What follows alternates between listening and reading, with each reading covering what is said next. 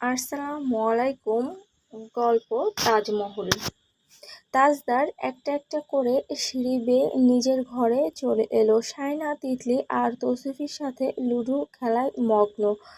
আর ও 10-12 minute লাগবে খেলা শেষ হতে। মুহূর্তে টান টান উত্তেজনা, খেলা ছেড়ে ওঠা যাবে না। তৌসিফ বলল, সাহেব এসেছেন, তোমার চলে যাওয়া উচিত। সায়না বলল, তাহলে মেনে নিন আমি জিতলাম। তিতলি বলল, না, তা হবে না, আমি জিতব।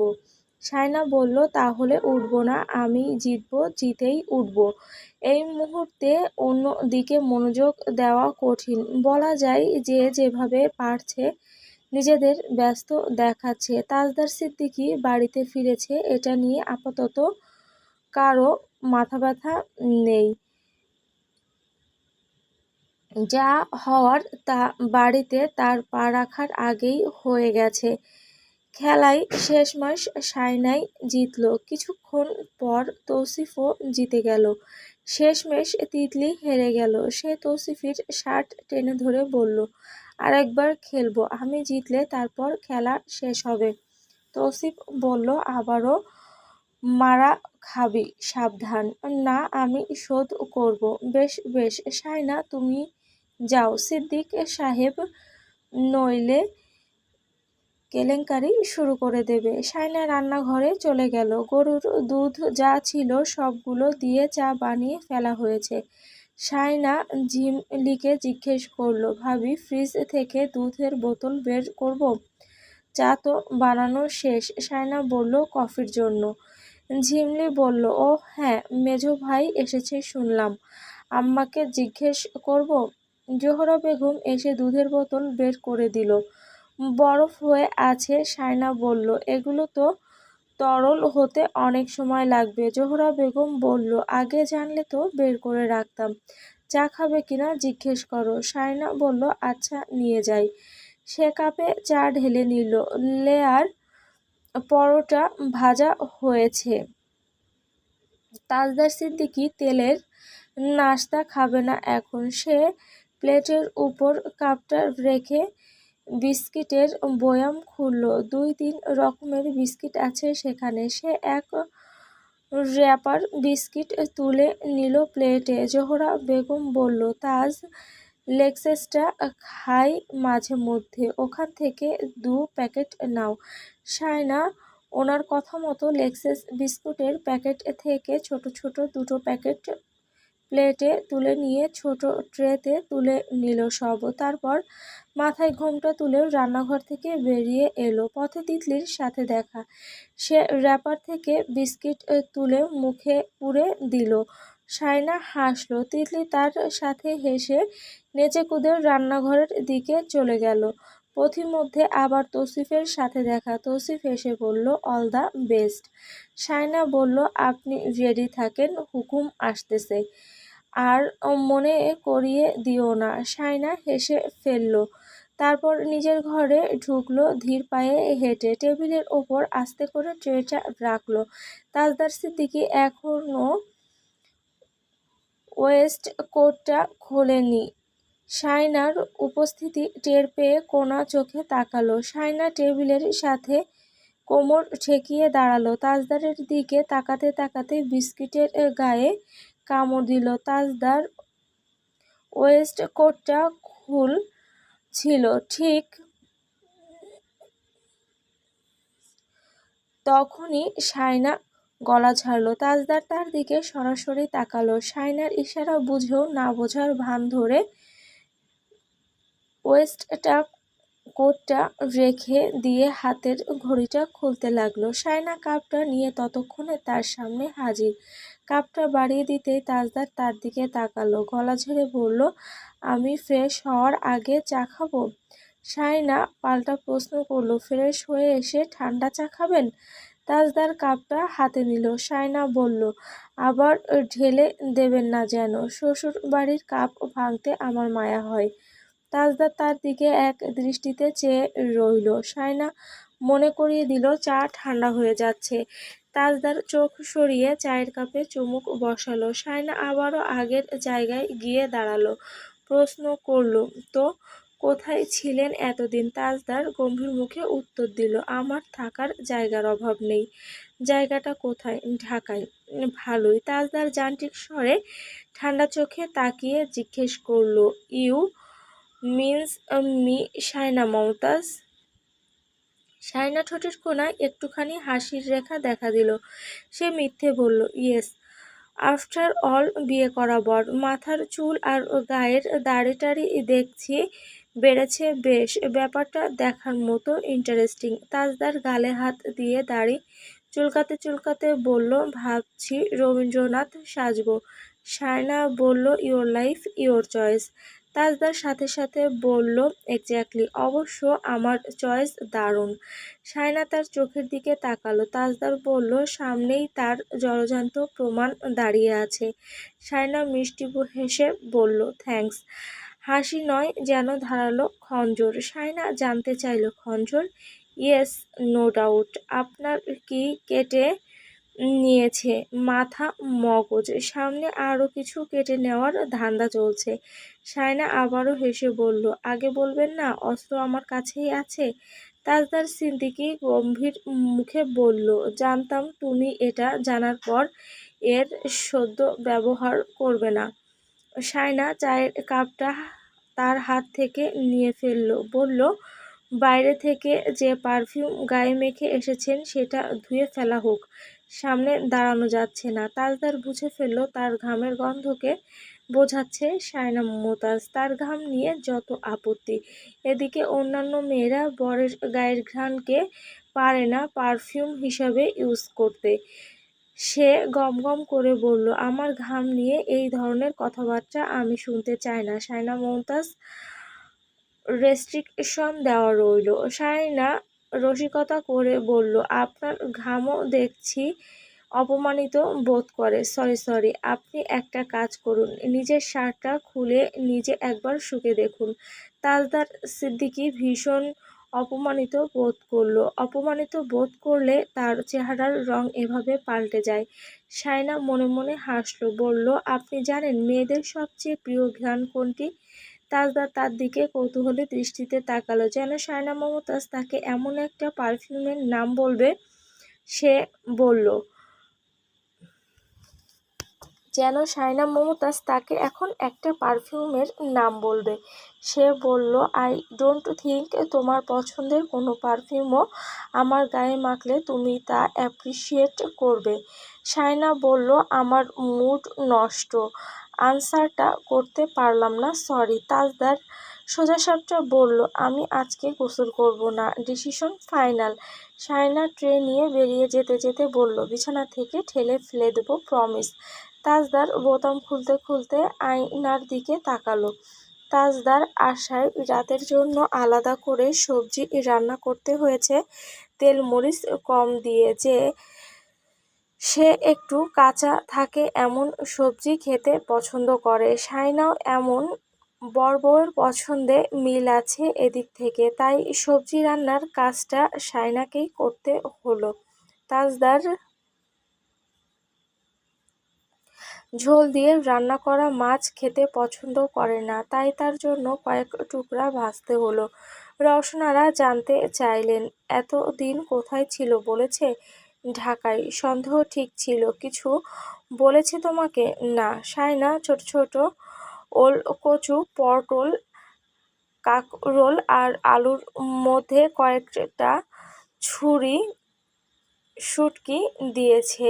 1 কেজি 1200 টাকা নিয়েছে শুটকিগুলো। তরকারিতে কয়েক টুকরো দিলে ভীষণ স্বাদ আসে। এখানে শুটকি ছাড়া তরকারি কেউ খায় না বললেই চলে। শায়না তরকারিটা রেঁধেছে আর আমরা দিয়ে চিংড়ি মাছ রেঁধেছে, সাথে আর কয়েকটা টুকরো রুই মাছ ভুনা করেছে। তাসনুভা ঘর থেকে বেরই হচ্ছে না ইদানিং। রওশন আরা তাকে বলেছে সব তোমার জন্য হয়েছে। বিয়ের কথা ঠিকঠাক হলে মেয়েদের একটু সাবধান থাকতে হয়। তাসনুভা ভীষণ বিরক্ত এই বাড়িতে বউ হয়ে যাওয়াটা তার জীবনের মাইলফলক নয় অফকোর্স, বরং একটা কমিটমেন্ট জড়ানোর আগে তাদের স্বরূপ দেখে ফেলাটা তার জন্য এক প্রকার ব্লেসিং। সে এবার সেন্ট মার্টিন গিয়ে এনজয় করবে বন্ধুবান্ধব নিয়ে। কে তাকে আটকায় সে দেখবে। তিতলি আর সায়না মিলে টেবিল সাজিয়ে ফেলেছে। কিছুক্ষণ পর সেখানে তৌসিফ এলো। ঢাকনা উল্টে চিংড়ি দেখার পর তিতলির দিকে তাকিয়ে বলল, সঙ্গী হলে চিংড়ির ভাগ পাইবেন। তিতলি হেসে বলল, দুইটা তুলে নাও। তৌসিফ চামচে করে চিংড়ি মাছ তুলে একটা তিতলির দিকে বাড়িয়ে দিল, আর একটা নিজের মুখে। তিতলি আরেকটা নিয়ে জোরাজোরি করে সায়নার মুখে ঢুকিয়ে দিল। খেতে খেতে বলল, চোরদের সঙ্গ দেবে কিন্তু নিজে সাধু সাজবে তা হয় নাকি? সায়না চিংড়িটা মুখে নিয়ে দাঁড়িয়ে আছে হতবাক হয়ে। ঠিক তখনই তাজদার চলে এলো। তৌসিফকে বলল, বাড়ির বাকি সদস্যরা কোথায়? তৌসিফ সায়নার দিকে তাকালো। চিংড়ি মাছটা এখনো খাওয়া হয়নি। সায়না তো একটুও চিবোয়নি। এখনো সে তিতলির দিকে চেয়ে রইল। তিতলি চিংড়িটা গালের একপাশে রেখে কিছু বলার চেষ্টা করবে, ঠিক তখনই জোহরা বেগম হাজির। তিতলিকে গাল নাড়াতে দেখে বলল, এখানে দাঁড়িয়ে দাঁড়িয়ে ছাগলের মতো কি চিবাচ্ছ? যাও, সবাইকে ডেকে নিয়ে এসো। তিতলি মাথা দুলিয়ে দ্রুত গা ঢাকা দিল। তৌসিফ আর সায়না ফেঁসে গেল।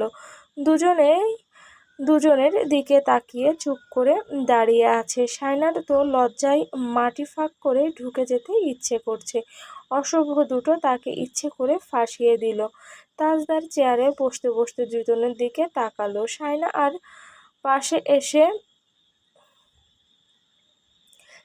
তার পাশে এসে বাসনে ভাত বেড়ে দিতে লাগলো। তৌসিফও চেয়ার টেনে বসেছে। সায়না তাকেও ভাত বেড়ে দিতে লাগলো। তৌসিফ তার দিকে তাকিয়ে কোনো মতে হাসি আটকে রাখার চেষ্টা করছে। তাজদার কপাল কুঁচকে বলল, এই তুই হাসছিস কেন? তৌসিফ সোজা হয়ে বসলো। বলল, কই? সায়না চিংড়িটা খাওয়া শেষ করে বলল, এখান থেকে দিচ্ছি, দাও। তাজদার তৌসিফের দিকে তাকিয়ে বলল, এই তোর বাপ জ্যাঠা কোথায়? আসছে নাকি আমার সামনে বসে খেতে চাইছে না? পরে খাবে বোধ হয়। পরে তো খাবেই। আমাকে ফেস করার সাহস ওদের আছে? ওদের পলিটিক্স আমি ধরে ফেলেছি, তাই ওরা আমার সামনে সহজেই আসবে না। রায়হান এসে চেয়ার টেনে বসতে বসতে বলল, কখন এলি? দেরি হয়েছে। জার্নি করে এসেছিস, খেয়ে দে, একটু ঘুমা। আমি ঘুমালে সব সলভ হয়ে যাবে। তুই সলভ করার চেষ্টা করেছিস কখনো? তাজদার খাওয়া থামিয়ে বলল, সলভ করার পথটা বন্ধ করেছে কে? ঝিমলি এসে বলল, থাক না, আপনারা ভাইয়ে ভাইয়ে এইসব তর্ক করে কি সমাধান করবেন? তাজদার খেয়ে দিয়ে ঘরে চলে গেল সোজা। দাদিমা এসে বিছানায় বসলো। বলল, বউ বিছানা টিছানা ঠিকঠাক করে রেখেছে, মেজাজ ঠান্ডা করে ঘুমাও। এইসব নিয়ে আর কোনো কথাবার্তা তুলো না। পরের মেয়েরা কি ভাববে ওরা নিজেরা ঠিক নেই, আবার আমাদের দোষ ধরে। পরের মেয়ের সামনে মাকে নিয়ে কটূক্তি করা ভালো কাজ নয় দাদুভাই, মা তো কষ্ট পাবে। তাজদার ল্যাপটপটা বন্ধ করে দাদিমার দিকে তাকিয়ে বলল, চার সন্তানকে চার চোখে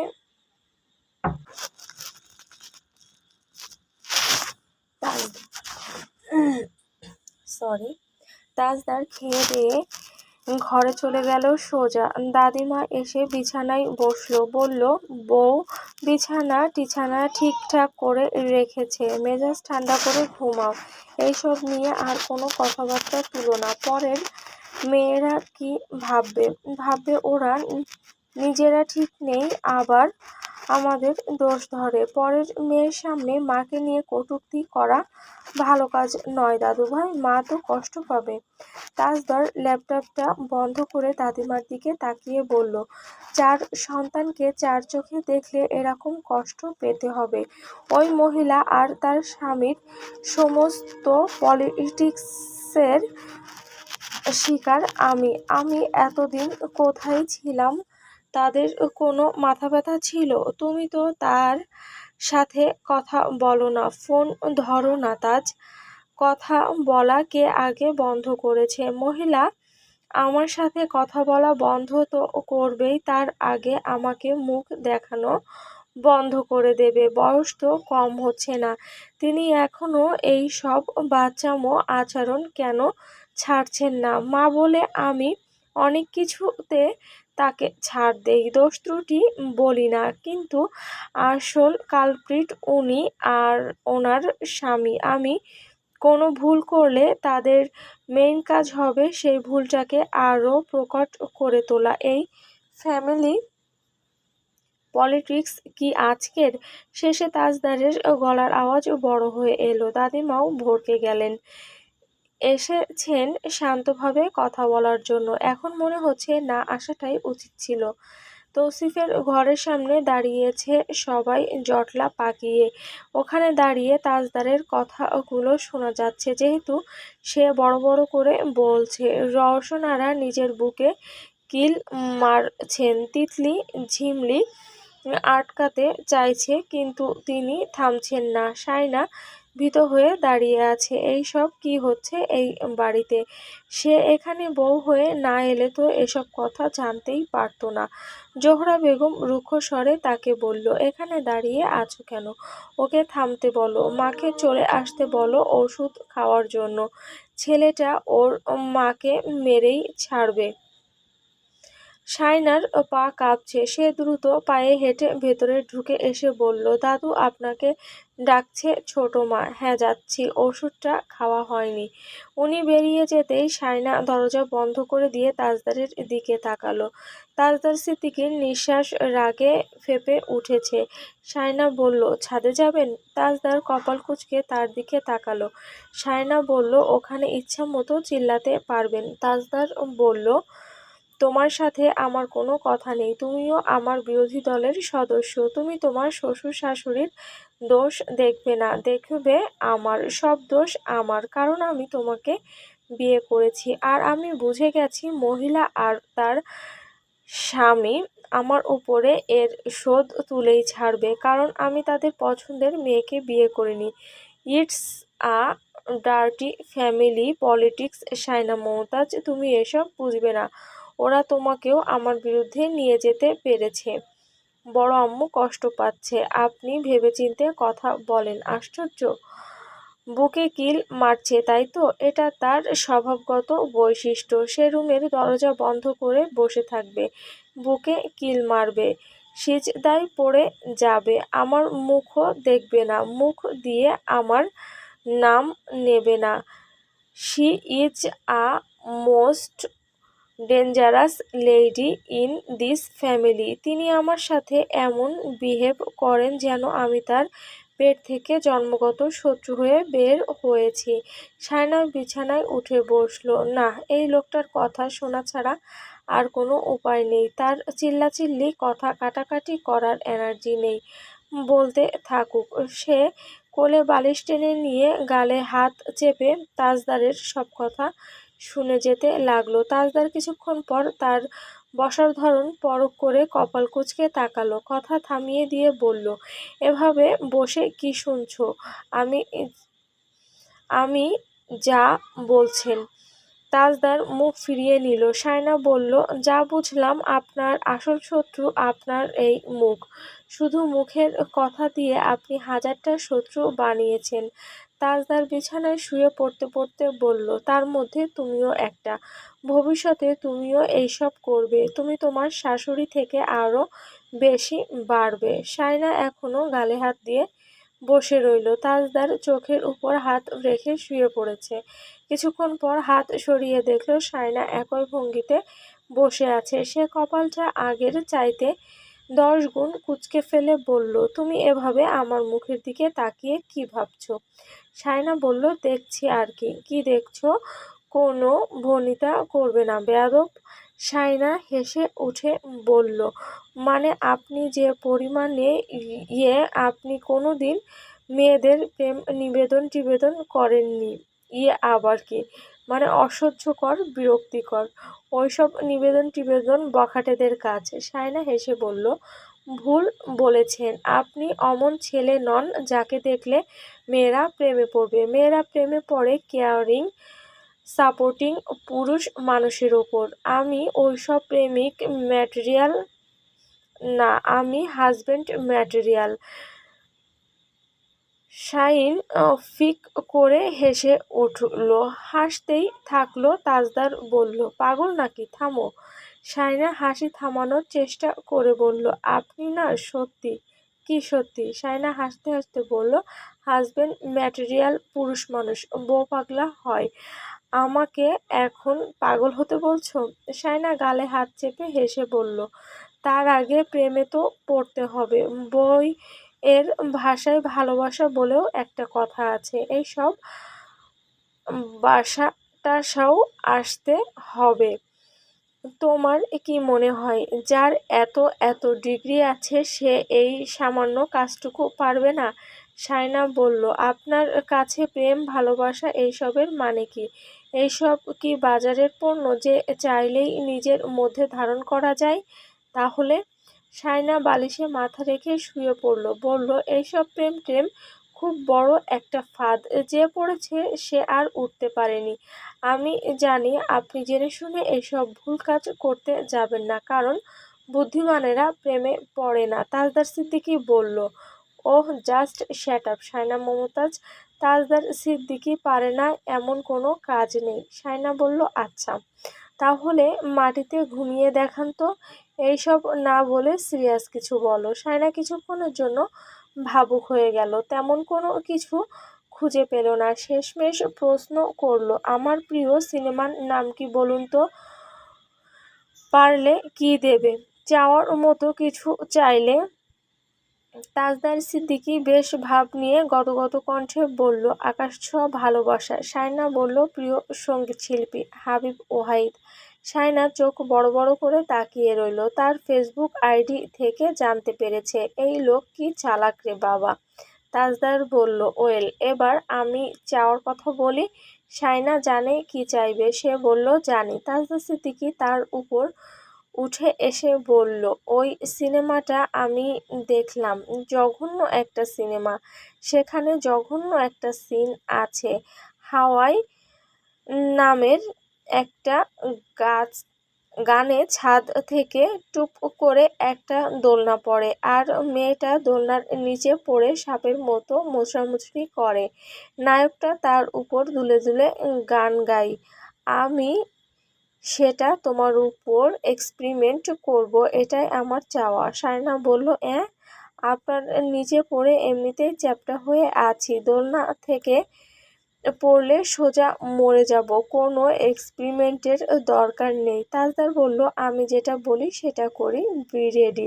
বলে শায়নাকে সাপের মতো পেঁচিয়ে জড়িয়ে ধরল।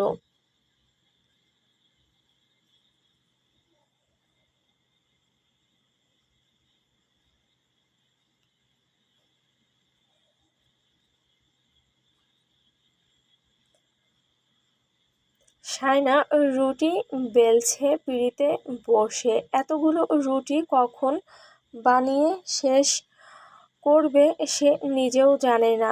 ময়দার রুটি বাড়িতে সে খেত না। মা যখন বানাতো তখন সে বিরক্তিতে মুখ ঘুরিয়ে রাখতো। আটার রুটি তো একদমই পছন্দ ছিল না।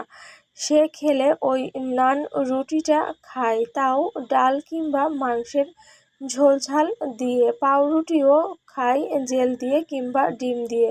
রওশনারা আলু ভাজি করেছেন, আলু ভাজি দিয়ে রুটি দিয়ে খাবে সবাই। কয়েকটা ডিম পোচ করেছেন। শায়না রুটি বেলছে আর ঝিমলি পুড়ছে। রওশন আরা দোকানের নান রুটি খায় না। ওনার নাকি ইস্ট আর সুগার সোডার গন্ধটা খুব বাজে লাগে। ওনারা সবাই ময়দার নরম নরম রুটি খেতে পছন্দ করে। শায়না প্রায় 30টার উপরে রুটি বেলে নিল। ঝিমলি বেশিক্ষণ চুলার সামনে দাঁড়াতে চায় না, স্কিনের ক্ষতি হয় বেশ। সেও বিরক্তি দেখালো রুটিগুলো পুড়তে গিয়ে। জোহরা বেগমকে বলল, দোকান থেকে কিনে আনলেই ভালো, সকাল সকাল রুটি বানানো ঝামেলার কাজ। জোহরা বেগম কিছু বললেন না। আজকালকার মেয়েরা একদম কাজকর্ম করতে চায় না। শায়না রুটি বানিয়ে শেষ করে ফেলেছে। ঝিমলি এখনো একটা একটা পুড়ছে। জোহরা বেগম শায়নাকে বলল, ওই চুলায় আর একটা তাওয়া বসিয়ে দাও। সায়না তাই তাই করলো। হাই হিটে তাওয়া গরম করে চুলার আঁচ একটু কমিয়ে দিয়ে রুটিগুলো পুড়ে নিল। পোড়া শেষে সায়না পাউরুটি আর ডিম পোচ নিল প্লেটে করে। সে যেহেতু ময়দার রুটি খায় না, তাসনুভা এসে বলল, আমি প্লেটটা নিয়ে যাচ্ছি, তুমি আরেকটাতে নাও প্লিজ, আমার খিদে পেয়েছে। ডিম পোচ আর একটাই অবশিষ্ট ছিল। ঝিমলি নিজের খাবার নিয়ে টেবিলে বসে আস্তে আস্তে খাচ্ছে। সায়নাকেও আসতে বলল। সায়না ফ্রিজ খুলে দেখল ডিম নেই। জোহরা বেগম বলল, কি খুঁজছো? সায়না জানতে চাইল। ডিম আর নাই। না, শেষ হয়ে গেছে, আনতে হবে। কার জন্য? সায়না লজ্জায় বলতে পারল না। জোহরা বেগম যদিও বুঝে গেলেন। সায়না প্লেটে একটু ভাজি নিল। দুটো রুটি নিয়ে ঝিমলির পাশে বসে খেতে লাগলো। ঝিমলির পেট উঁচু হয়েছে। সে বোধ হয় 6 মাসে পড়েছে। দেবরের বিয়ে উপলক্ষেই এসেছিল, নইলে এর আগে বাপের বাড়িতে ছিল। তার বাপের বাড়ি ঢাকায়। সে চট্টগ্রামে প্রথম প্রথম এসে মানিয়ে নিতে পারেনি। এখানকার কথাবার্তাও তেমন বুঝতো না। যদিও এই বাড়িতে বড়রা একে অপরের সাথে চাট গায়া ভাষায় কথা বললেও ছোটরা চলিত ভাষায় কথা বলে। বড়রাও ছোটদের সাথে চলিত ভাষায় কথা বলে। তাই ঝিমলির খুব একটা অসুবিধা হয়নি। কিন্তু এখানকার রীতিনীতি, খাবার দাবার, সংস্কৃতি সবকিছুর সাথে মানিয়ে নিতে তার অনেকটা সময় লেগেছে। সায়না তার অনেকটা ছোট বলা যায়। সে মাস্টার্স পাশ করার পর বিয়ে করেছে। সায়নার পাতে ডিম পোচ না দেখে সে জানতে চাইল, তুমি না রুটি খাও না? সায়না ভেতরে ভেতরে রাগে ফেটে পড়ছে, যদিও ভীষণ রাগ হচ্ছে কেন যেন। বাড়িতে এমন হলে সে মায়ের সাথে রাগ দেখিয়ে একদম ঘরে গিয়ে বসে থাকতো। মা মুখের সামনে প্লেট ধরে রাখতো। এখানে এই সবের মূল্য নেই। এটা একটা ডিমই তো। রওশনারা এসে বলল, ডিম পোচ কার কম পড়েছে? জোহরা বেগম বলল, সায়নার। তিনি কার প্লেট থেকে যেন ডিম পোচটা চামচে তুলে সায়নার প্লেটে দিয়ে প্লেটটা সিঙ্কের উপর রেখে চলে গেল। সায়নার খাওয়া বন্ধ হয়ে গেল। সে উঠে গেল মুখে বাকি রুটিটা গুজে দিয়ে। ডিমটা কড়াইয়ে রেখে দিয়ে সিঙ্কে থাকা প্লেটগুলো ধুয়ে ঘরে চলে এলো। ঘরে এসে জগ থেকে গ্লাসে পানি ঢেলে খেলো। তাজদার সিদ্দিকী আসছে মনে হতেই পালঙ্কের পেছনে গিয়ে দাঁড়িয়ে রইল পিঠ ঠেকিয়ে, চোখ দুটো সিলিংয়ের দিকে। আঙুল দিয়ে আস্তে আস্তে করে শাড়ির আঁচলে চোখের কোণার জল মুছে নিচ্ছে। রওশন আরা কড়াইয়ে ডিমটা দেখে বলল, এটা কার? জোহরা বেগম বলল, সায়না খায়নি। কার প্লেট না কার প্লেট থেকে দিয়েছ, তাই হয়তো খায়নি। বাপরে! রওশনারা ভীষণ অসন্তুষ্ট হলেন। তাজদার ঘরে আসতে আসতে তিতলিকে ডাকছে। তিতলি দৌড়ে দৌড়ে এসে দরজার সামনে দাঁড়িয়ে উকি দিল। জি ভাইয়া, সায়নাকে ডেকে দাও। সায়না তো কিচেনে নেই। তাজদারের কপাল কুঁচকে গেল। তাহলে কোথায় যাবে? তুমি দেখে এসেছ নাকি আন্দাজে কথা বলে দিলে? তিতলির মুখ চুপসে গেল। আমি ওকে কিচেনে দেখিনি। খুঁজে দেখো, বলো আমি ডাকছি, যাও। তিতলি দৌড়ে দৌড়ে চলে গেল। আবার সায়না পালঙ্কের পেছন থেকে বের হলো তখনই তাজদার কপাল কুঁচকে তার দিকে তাকালো। বলল, আপনি ওদিকে লুকিয়েছিলেন এতক্ষণ? সায়না বলল, লুকোচুরি খেলার ইচ্ছে হচ্ছে। সায়নার হাসার অনর্থক চেষ্টা করলো। বলল, আপনার সাথে লুকোচুরি খেলে লাভ নেই, কারণ আমি লুকিয়ে পড়লে কারো সাধ্য নেই আমাকে খুঁজে বের করার। তাজদার সিদ্দিকী কপালটা আরও কুঁচকে বলল, চ্যালেঞ্জ করছো? সায়না তার মুখের দিকে তীক্ষ্ণ দৃষ্টি নিক্ষেপ করে বলল, আমার সাথে এভাবে কথা বলবেন না, কপালটা মসৃণ করুন।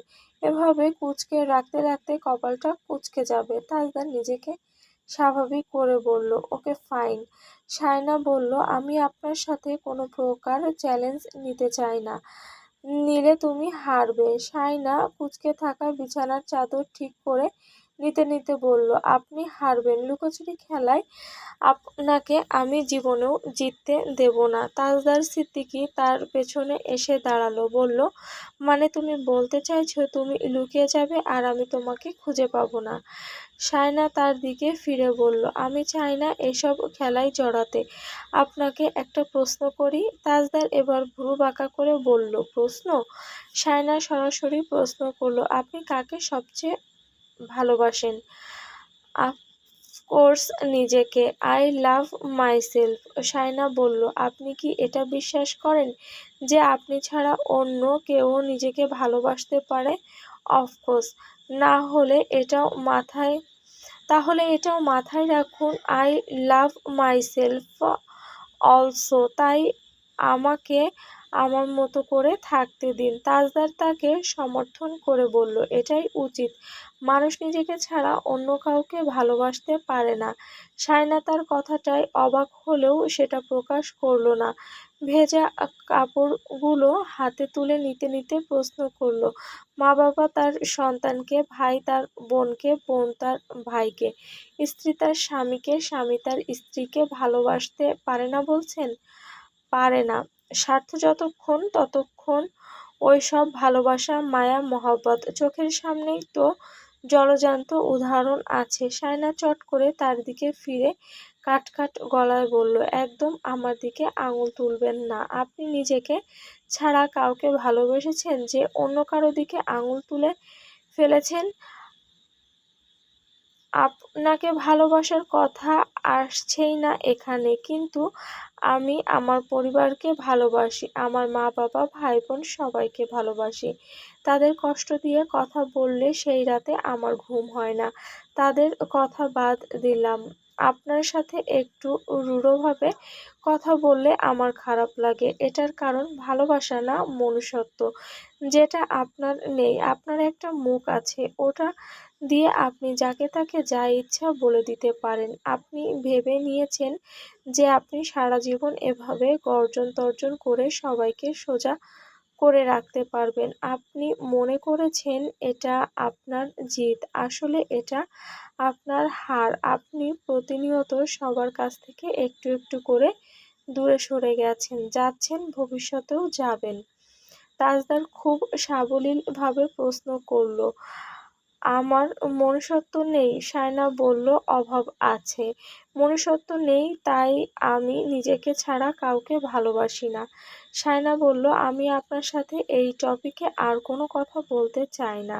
তাজদার তার হাত ধরে ফেলে বলল, ভালোই তো লাগছে, এসো আরও কথা বলি। বলেই শায়নার হাত থেকে সব কাপড় চোপড় নিয়ে বিছানার উপর রেখে দিল। শায়না বলল, আরে কাপড়গুলো ভেজা হোক। বলেই শায়নাকে নিজের মুখোমুখি বসিয়ে দিল। সে বলল, অলরাইট। কথা ছিল ভালোবাসা নিয়ে। শায়না বলল, কচু নিয়ে। আপনার মুখে একদম যাচ্ছে তাই লাগছে শব্দটা। কারো মুখে একটা শব্দ এত বিশ্রী শোনাতে পারে, আপনাকে না দেখলে সেটা বুঝতাম না। তাজদার তাকে ধমকে বলল, শায়না মমতাজ, চুপ করে বসো, তোমার সাথে আমার অনেক কথা আছে। শায়না চুপ করে বসে বলল, বলুন। সময় 20 মিনিট। তাজদার তাকে প্রশ্ন করল, আমি তোমাকে চাই, এটা কি?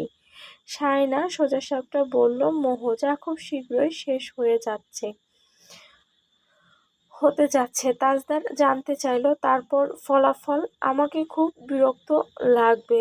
যারা কাউকে ভালোবাসে না তারা অন্যের প্রতি বেশিদিন মুগ্ধতা ধরে রাখতে পারে না। তাজদার তার দিকে সরু চোখে তাকালো। শায়না বলল, একদম এভাবে তাকাবেন না, আমি এসব পছন্দ করি না। বলেই সে চলে যাচ্ছিল। তাজদার তার হাত ধরে তাকে মুখোমুখি এনে বলল, আমার কি মনে হয় জানো শায়না মমতাজ, তোমার প্রতি আমার মুগ্ধতা কমার বদলে আরও বেড়ে যাচ্ছে। এটা অবশ্য আমার জন্য খুব খারাপ হবে। শায়না বলল, আমাকে কুঁচকে যাওয়া চামড়ায় আর সাদা চুলে দারুণ দেখাবে তা আমি জানি। ওহ নো শায়না মমতাজ, তুমি বুঝতে পারছো না, এখানে একটা ক্রিটিক্যাল ব্যাপার আছে। শায়না ব্যস্ত স্বরে বলল, আপনার মতো আইনস্টাইনের সাথে আমার আর কোনো কথা নেই, আমার অনেক কাজ। তাজদার এবার রেগে গিয়ে বলল, আমি তোমাকে একটা কথা বলতে চাই। সায়না শান্ত হয়ে বসে বলল, বলুন। তাজদার সোজাসাপটা তার জবাব, তার বক্তব্য পেশ করলো, আমি তোমার সাথে কথা বলতে চাই। সায়না রেগেমেগে বলল, তো এতক্ষণ কার সাথে বলছেন বাবু মশাই? তাজদার সিদ্দিকী ঠোঁট কামড়ে হাসলো। সায়নার নাকে ঠোকা মেরে বলল, তুমি একদিন বুড়ি হবে, লাঠি হাতে নিয়ে ঠকঠক করে হাঁটবে, সেদিনও আমায় বাবু মশাই বলে ডাকবে, ফাইনাল। সায়না বলল, কি চালাক! আপনার কি মনে হয় আমার এত ধৈর্য হবে আপনাকে এতদিন ধরে সহ্য করার? আমার তো মনে হয় আপনার অত্যাচারে অত্যাচারে আমি অকালেই মরে যাব। তাজদার ভাবুক হয়ে গেল কিছুক্ষণের জন্য। মরে যাওয়া এত সহজ? এত বড় একটা কোন লজিকে, কোন অ্যাঙ্গেল থেকে এই ধরনের কথা উচ্চারণ করে? সে চট করে তাকালো সায়নার দিকে, চোখ সরু তীক্ষ্ণ দৃষ্টিতে তাকিয়ে বলল, সায়না মমতাজ, তুমি আমায় এখনো চেনো না? সায়না সাহসী হয়ে উঠল, বলল, কি চিনি না? তাজদার বলল, তাজদার সিদ্দিকী চায় না তাকে কেউ ভালোবাসুক, কারণ সে কাউকেই ভালোবাসে না। তারপর? কিন্তু সে যদি চায় কাউকে সে ভালোবাসবে এবং তাকে কেউ ভালোবাসুক, তাহলে এটা অসম্ভব কিছু নয়। মেজারমেন্ট হবে ইকুয়াল ইকুয়াল। সায়না বলল, ভালোবাসলে সব উজাড় করে দিতে হয়, ক্যালকুলেট করে ভালোবাসা হয় না বাবু মশাই। এটা আমার কথা না, এটা চরম সত্য। আপনার এই মেজারমেন্টের ভালোবাসাকে আমি নিকুচি করি। তাজদার চবর্গীয় শব্দ করে বলল, তোমাকে আমি অন্যভাবে বোঝাই। শোনো, ভালোবাসা একতরফা হলে সেটা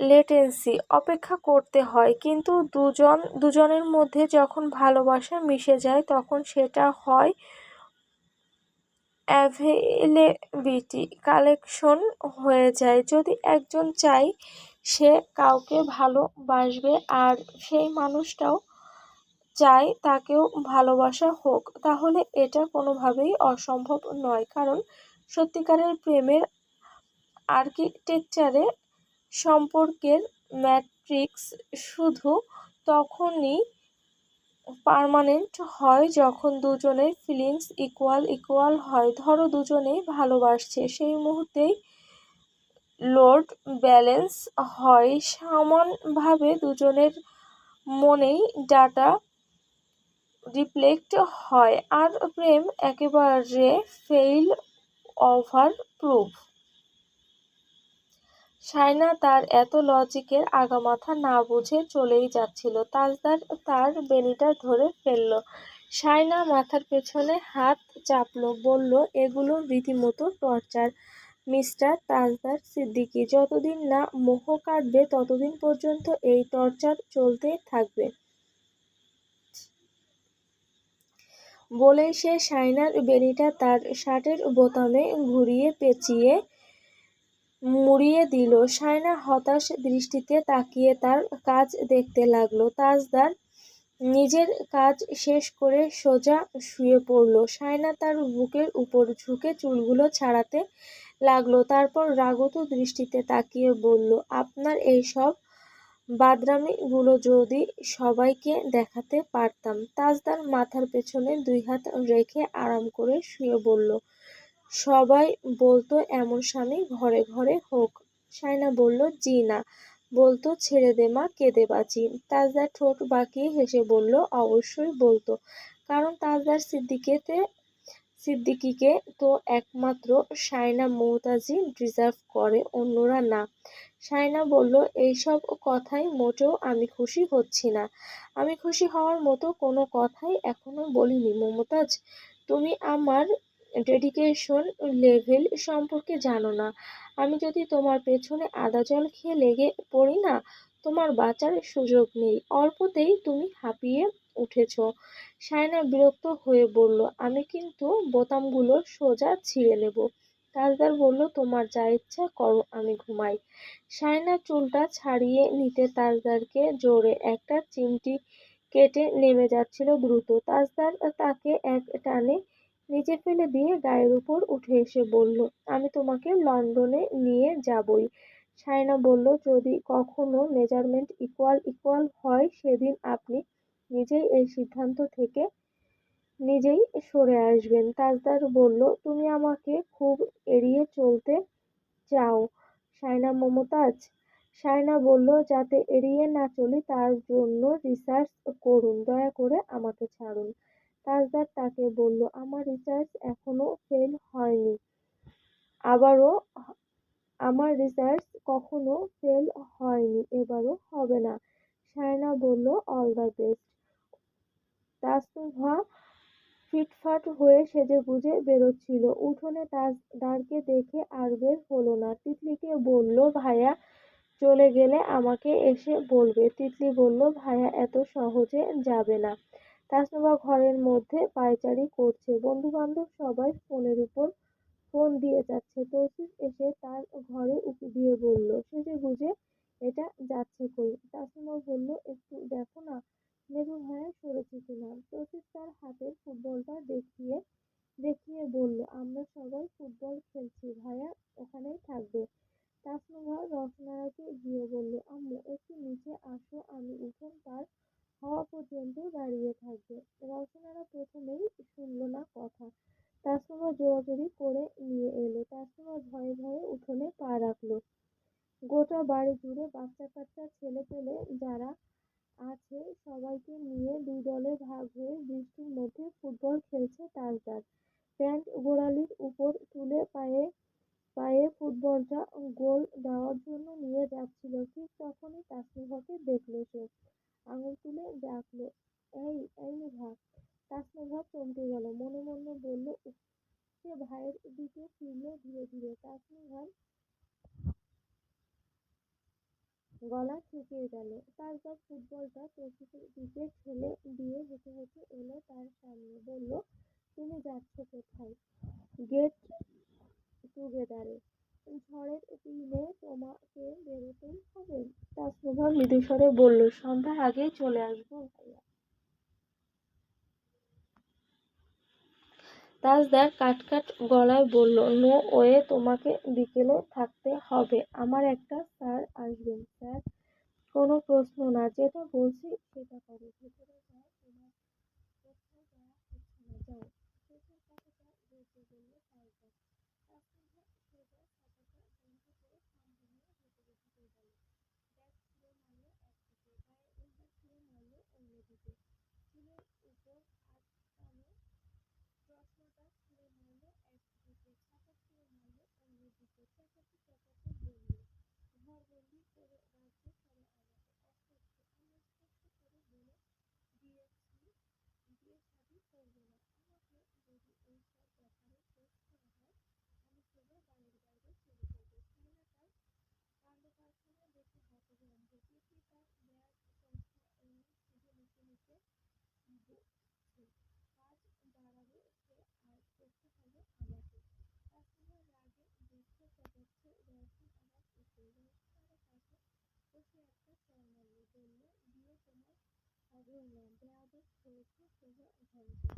তাসনুভা রাগে অপমানে শক্ত হয়ে দাঁড়িয়ে রইল। রওশনারা শায়নাকে পেছনে দাঁড়িয়ে থাকতে দেখে বলল, ডিমটা খাওনি কেন তুমি? ওটা তাজদারের ছিল। শায়না চুপ করে দাঁড়িয়ে রইল। অন্যের না খাওয়া ডিম কেন সে খাবে? সেটা তাজদার সিদ্দিকীর না হয়ে অন্য কারো হতে পারত। তার জন্য বরাদ্দ থাকবে তাহলেই সে খাবে, নয়তো নয়। এই ডিম না খাওয়ার ব্যাপারটা নিয়ে 10টা কথা রটেছে। সেটা শায়নাদের বাড়ি পর্যন্ত চলে গিয়েছে যে বউ তেড়ামি করে ডিম খায়নি। সেদিন শুক্রবার ছিল, অফ ডে থাকায় আনিসও বাড়িতে ছিল। রান্নাঘরে বসে সে মা দাদির সাথে কথা বলতে বলতে চা খাচ্ছিল। দাদির মুখে শায়নার ব্যাপারে সবটা শুনে সে বলল, বেশ করেছে। শাহিদা বেগম বলল, এসব বলে ওকে লাই দিস না আনিস, তুইও বউ আনতে যাচ্ছিস, তোর বউ আমার সাথে এসব করলে তোর ভালো লাগবে? আনিস পাল্টা প্রশ্ন করল, তুমি এসব করতে যাবে কেন? ডিম সবার জন্য পোষ করবে, না খেলে সেটা পড়ে থাকবে। একজনের না খাওয়া ডিম কেন অন্যজন খাবে? তোমরা মেয়ে মানুষরা সহজ কথাটা কেন বোঝো না? অল্প কথায় সে বিরক্তিতে তেতে উঠে সেখান থেকে চলে গেল। আশরাফ এসে মোড়ায় বসল। সাবিনা জানতে চাইল, আপনাকে চা দেব? দাও। তারপর মাকে বলল, আনিস ওই মেয়েটার ব্যাপারে কি বলল? দাদিমা বলল, মেয়ের ছবি দেখে বলল বেশি ফর্সা। এরকম ফর্সা মেয়ে কি করবে? ওই মেয়ে নাকি এখানে এসে সবাইকে বাঁচবে। আশরাফ বলল, মেয়ের বাপ তো আমার পেছনে সিনেজোকের মতো লেগে আছে। ওকে দেখেছে নাকি কোথায়? ছেলের সম্পর্কে খোঁজটোজ নিয়েছে অলিরহাটে এসে। সবাই নাকি বলেছে আগে ছেলে ভালো, অনেক কষ্টে বড় হয়েছে, স্বভাব চরিত্র ভালো। এখন আমাকে ফোনের পর ফোন করেই যাচ্ছে। শাহিদা বেগম বলল, আনিসকে এইসব বলছি আমি। ও বলল, বেশি আহ্লাদ দেখানো মানুষ বিপজ্জনক। মানুষের কথায় সহজে গলে যেও না আম্মা। আমি আর কি বলবো? ওরকম মেয়ে নাকি এই ঘরে এসে সংসার করবে না। আশরাফ কথাটার শুনে হেসে ফেলল। সাবিনাও তার সাথে সাথে হাসল। বলল, মেজো ভাই মানুষকে খুঁটিয়ে খুঁটিয়ে দেখে, মেয়ে আরো বেশি খুঁটিয়ে খুঁটিয়ে দেখবে। শাহিদা বেগম বলল, ও আশরাফ, এটা বাদ দে। একটা মধ্যবিত্ত ঘরের শ্যামলা চেহারার মেয়ে দেখ। একটু লম্বা চওড়া চেহারায় সিরিয়াসে দেখতে আদর লাগে। অনার্স ডিগ্রি পড়তেছে এরকম কোনো মেয়ে হলেই হবে। আশরাফ বলল, ওকে জিজ্ঞেস করেছো কোনো পছন্দ টছন্দ আছে কিনা? সে কথা তো বলিনি। বলে দেখো, হয়তো মুখে বলতে পারছে না। দাদিমা বলল, ধুর, ওই ব্যাটাকে দিয়ে ওইসব কাজ হবে না। মেয়ে মানুষ মানেই ঝামেলা। বলা ছেলের কোনো মেয়ে পছন্দ করা থাকবে? এইটা আমি মানব না। সায়না বারান্দায় দাঁড়িয়ে উঠোনে খেলাধুলা দেখছিল। খেলতে খেলতে তাজদার দেখা মাত্রই হাত নেড়ে ডাকল, এই মমতাজ। সবার চোখ সায়নার দিকে ঘুরে গেল। সায়না লজ্জা পেয়ে গেল। তাজদার হাতের ইশারায় বলল, নেমে এসো, তোমাকে একটা গোল খাওয়াই। সায়না রাগত দৃষ্টিতে তাকিয়ে হনহনিয়ে ভেতরে চলে গেল।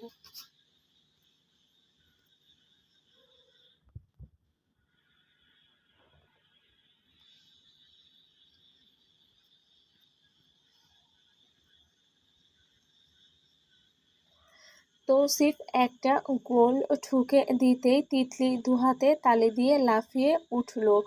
গোল গোল বলে চিল্লিয়ে উঠল। সায়নাকে ডাকল, সায়না এসো এসো, দেখে যাও। তার লাফালাফি চিল্লাচিল্লি শুনে সায়না বেরিয়ে এলো। তিতলি আঙুল দিয়ে নিচে দেখালো। তৌসিফ হাসছে দাঁত কেলিয়ে। শাওন আর তাজদার সিদ্দিকী নিজেদের পরাজয় মানতে পারছে না। তিতলি মহাখুশি, কারণ সে তৌসিফের পক্ষে। তৌসিফ অন্য ছেলে পেলেদের নিয়ে একাই খেলছে। অন্য দলে তাজদার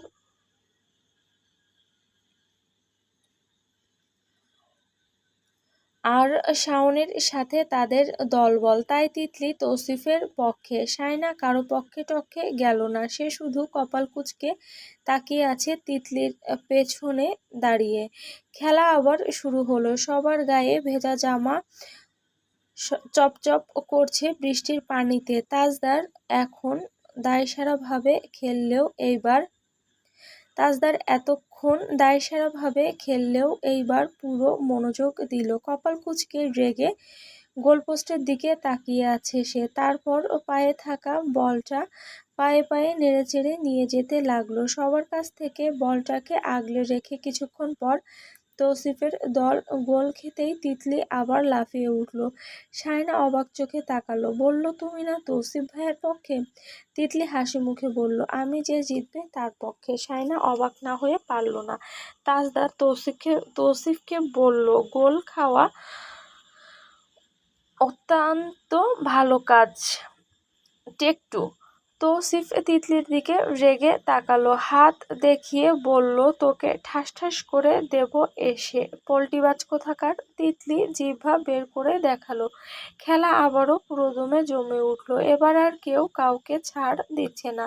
রওশনারা সায়নাকে ডাকছে। ডাক শুনে সায়না দ্রুত পায়ে হেঁটে রান্নাঘরের দিকে চলে গেল। কিছুক্ষণ পর তিতলি এসে রওশনারাকে খবর দিল, আম্মু ভায়া পায়ে ব্যথা পেয়েছে, খুঁড়িয়ে খুঁড়িয়ে হাঁটছে। রওশনারা সায়নার দিকে তাকালো। সায়না তিতলির দিকে তাকিয়ে জিজ্ঞেস করলো, এখন কোথায়? পুকুরের দিকে গিয়েছে। আমি জানতে চাইলাম ব্যথা পেয়েছে কিনা।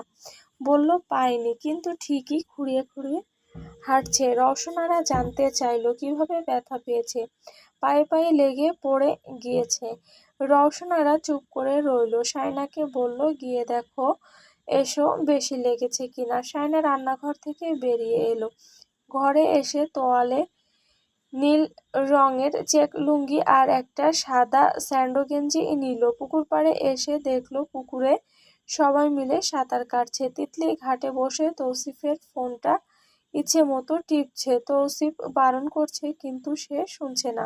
কাপড় চোপড় সাবান এনে দিয়েছে, তাই পারিশ্রমিক হিসাবে আধা ঘন্টার জন্য ফোনটা তার। সায়না এসে তিতলিকে তাজদারের কাপড় চোপড়গুলো দিল। বলল, তোমার ভাইয়া সত্যি পায়ে ব্যথা পেয়েছে।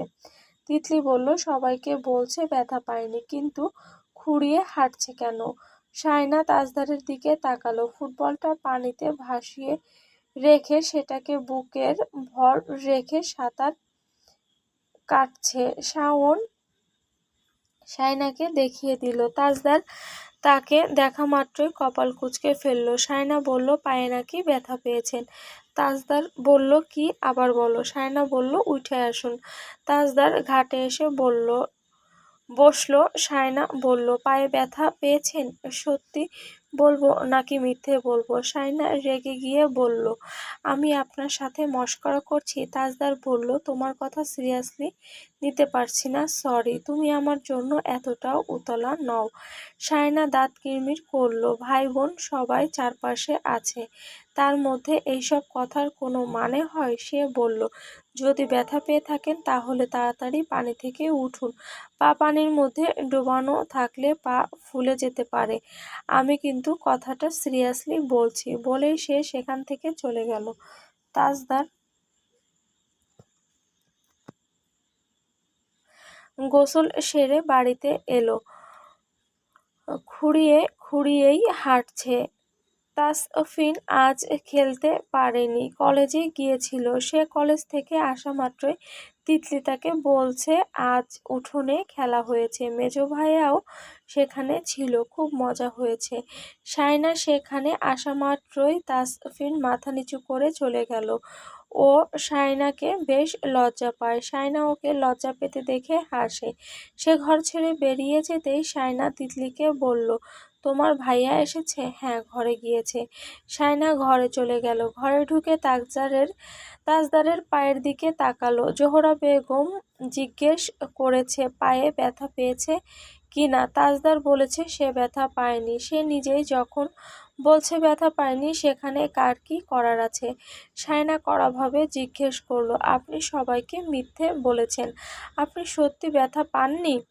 তাজদার তার দিকে ফিরল, বলল, যে সেবা করবে তাকেই সত্যিটা বলবো। সায়না কপাল কুঁচকে জিজ্ঞেস করলো, কে সেবা করবে? তাজদার বলল, আপনি। ব্যথা যখন পাননি তখন সেবা করব কেন? তাজদার বিছানায় বসলো, পা টেনে বলল, ওদের মিথ্যে বলেছি, আমি সত্যি ব্যথা পেয়েছি, হাঁটতে পারছি না। সায়না জানতে চাইল, গোড়ালিতে ব্যথা পেয়েছেন? তাজদার পা নাড়াতে নাড়াতে বলল, গোটা পায়ে ব্যথা। সায়না ব্যঙ্গ করে বলল, গোঠা খায়ে ব্যথা? আমি যখনই ভাবি একটু বাড়িতে যাব, তখনই আপনার কিছু না কিছু করতেই হবে। পায়ে বেশি ব্যথা লাগলে ডাক্তারের কাছে যান, আমি তৌসিফ ভাইকে বলছি। আর হ্যাঁ, এক মুখে 10 কথা বলবেন না একদম। ওরা আমাকে বলবে তোমার জামাই বলছে ব্যথা পায়নি, তুমি এত উতলা কেন?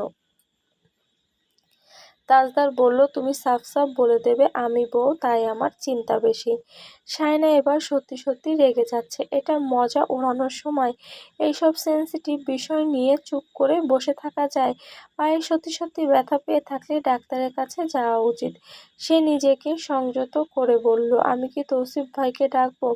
তাজদার দুই পাশে মাথা নাড়ালো, শক্ত কণ্ঠে বলল, আমার পেইন আমি বুঝি, আর আমি পেইন নিয়ে চুপ থাকার মানুষ না শায়না মমতাজ।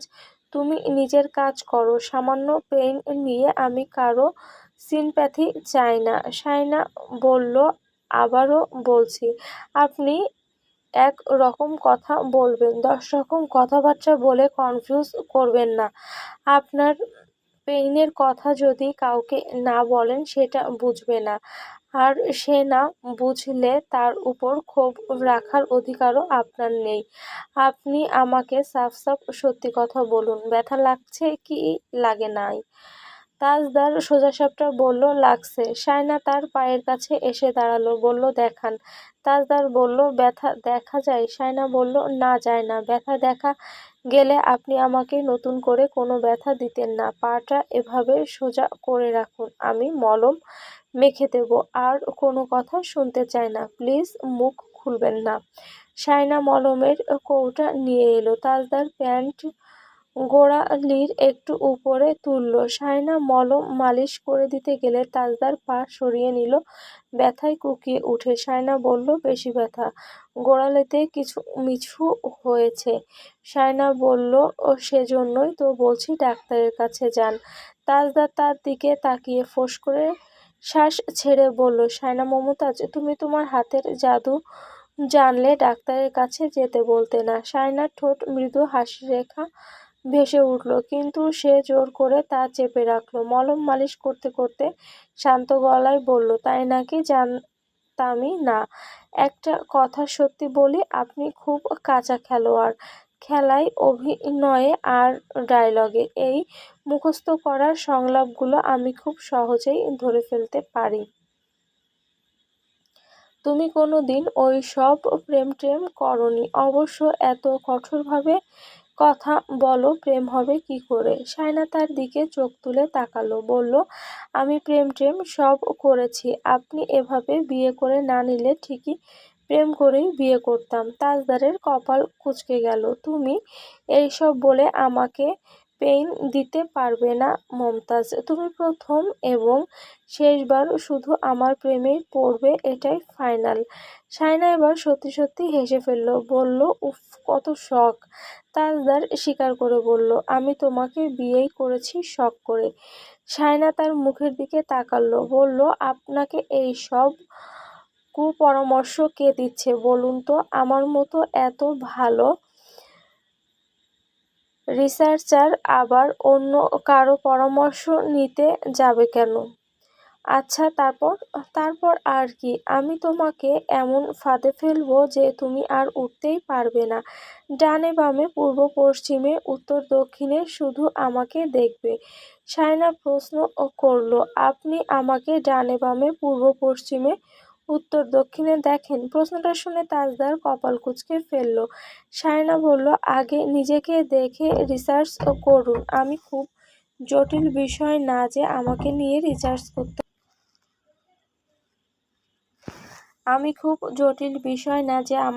রিসার্চ করতে হবে। আমাকে চিনে ফেললে আপনি সেদিন আফসোস করবেন এই ভেবে যে সবচেয়ে সহজ অঙ্কটা মিলাতে আপনার এত দেরি হয়েছে। কথাটা বলেই শায়না বেরিয়ে গেল। তাজদার কপাল কুঁচকে রেখে ভাবনায় ডুবে গেল। Shayna Mumtaz, of course a plus b whole স্কয়ারের সূত্রের মতো সহজ নয়।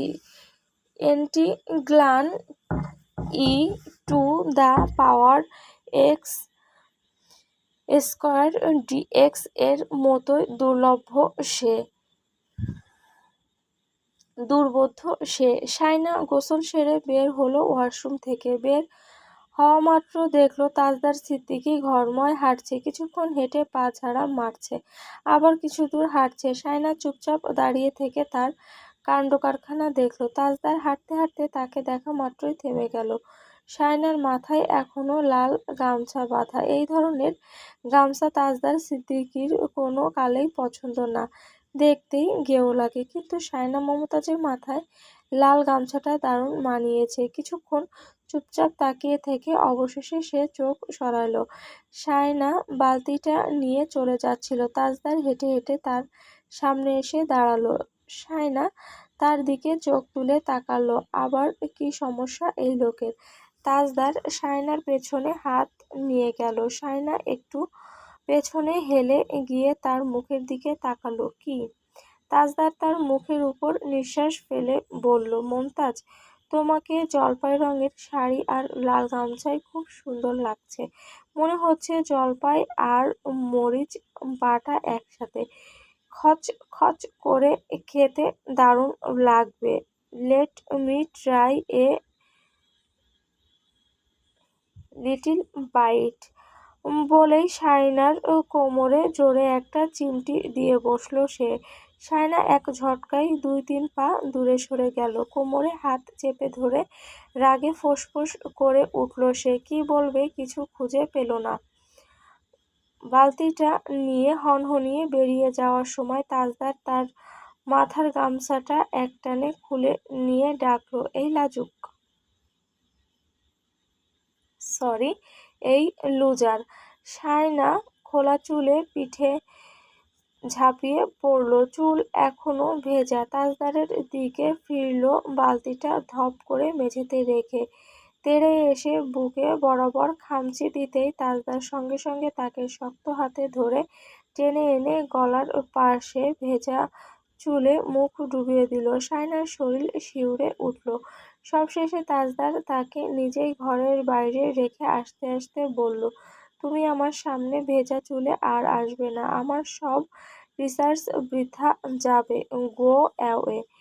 বলেই শায়নার মুখের ওপর দরজা বন্ধ করে দিল। শায়না বলল, আমি আপনাকে হাতের কাছে পেলে খামচি দিয়ে রক্ত আনবই। তাসনুভা এবার স্পষ্ট বলে দিয়েছে সে বিয়ে-শাদী করবে না। ওই বাড়ি থেকে আবারও একটা সমঝোতার প্রস্তাব এসেছিল। বলা হয়েছিল দুই বাড়ির মুরব্বিরা বসে কথা বলুক। এভাবে সম্বন্ধ ভেঙে ফেলা মুখের কথা নয়। কিন্তু তাজউদ্দিন সিদ্দিকী একেবারে বেঁকে বসেছেন। ওরা নিজেরাই সমঝোতা করতে চাইছে দেখে হয়তো তিনি একটু দামেই উঠেছেন। তাসনুভা ওই ব্যাপারে কোনো মতামত দেয়নি। সে এড়িয়ে যাচ্ছে বিষয়গুলো। রওশনারা তিক্ত বিরক্ত হয়ে তাসনুভাকে বলল, তুমি এখন বিয়ে না করলে কখন করবে? তোমার ছোট বোন আছে একটা, তোমাকে তার কথাটাও ভাবতে হবে। তাসনুভা টেবিলে খেতে বসেছে। খেতে খেতে বলল, ওকে বিয়ে দিয়ে দাও। তিতলি শায়নার পাশে দাঁড়িয়েছিল। সে খুশিতে ছটফট করে উঠল। মিনমিন করে বলল, ওরে ওরে, আমার বিয়ে। শায়না তার কথা শুনে হেসে ফেলে বলল, বিয়ে না ছাই, আপু শুনলে কান বরাবর দেবে। তিতলি বলল, ধুর, ওর জন্য আমি বিয়ে না করে বসে থাকবো নাকি? শায়না বলল, বিয়ে মানেই প্যারা, এখন খুশি লাগছে। তিতলি বলল, আমার কাছে বিয়ে মানেই মজা, খাবো দাবো আর জামাই নিয়ে ঘুরবো। শোনো, প্যারা হিসেবে দেখলেই প্যারা লাগে, বুঝেছ?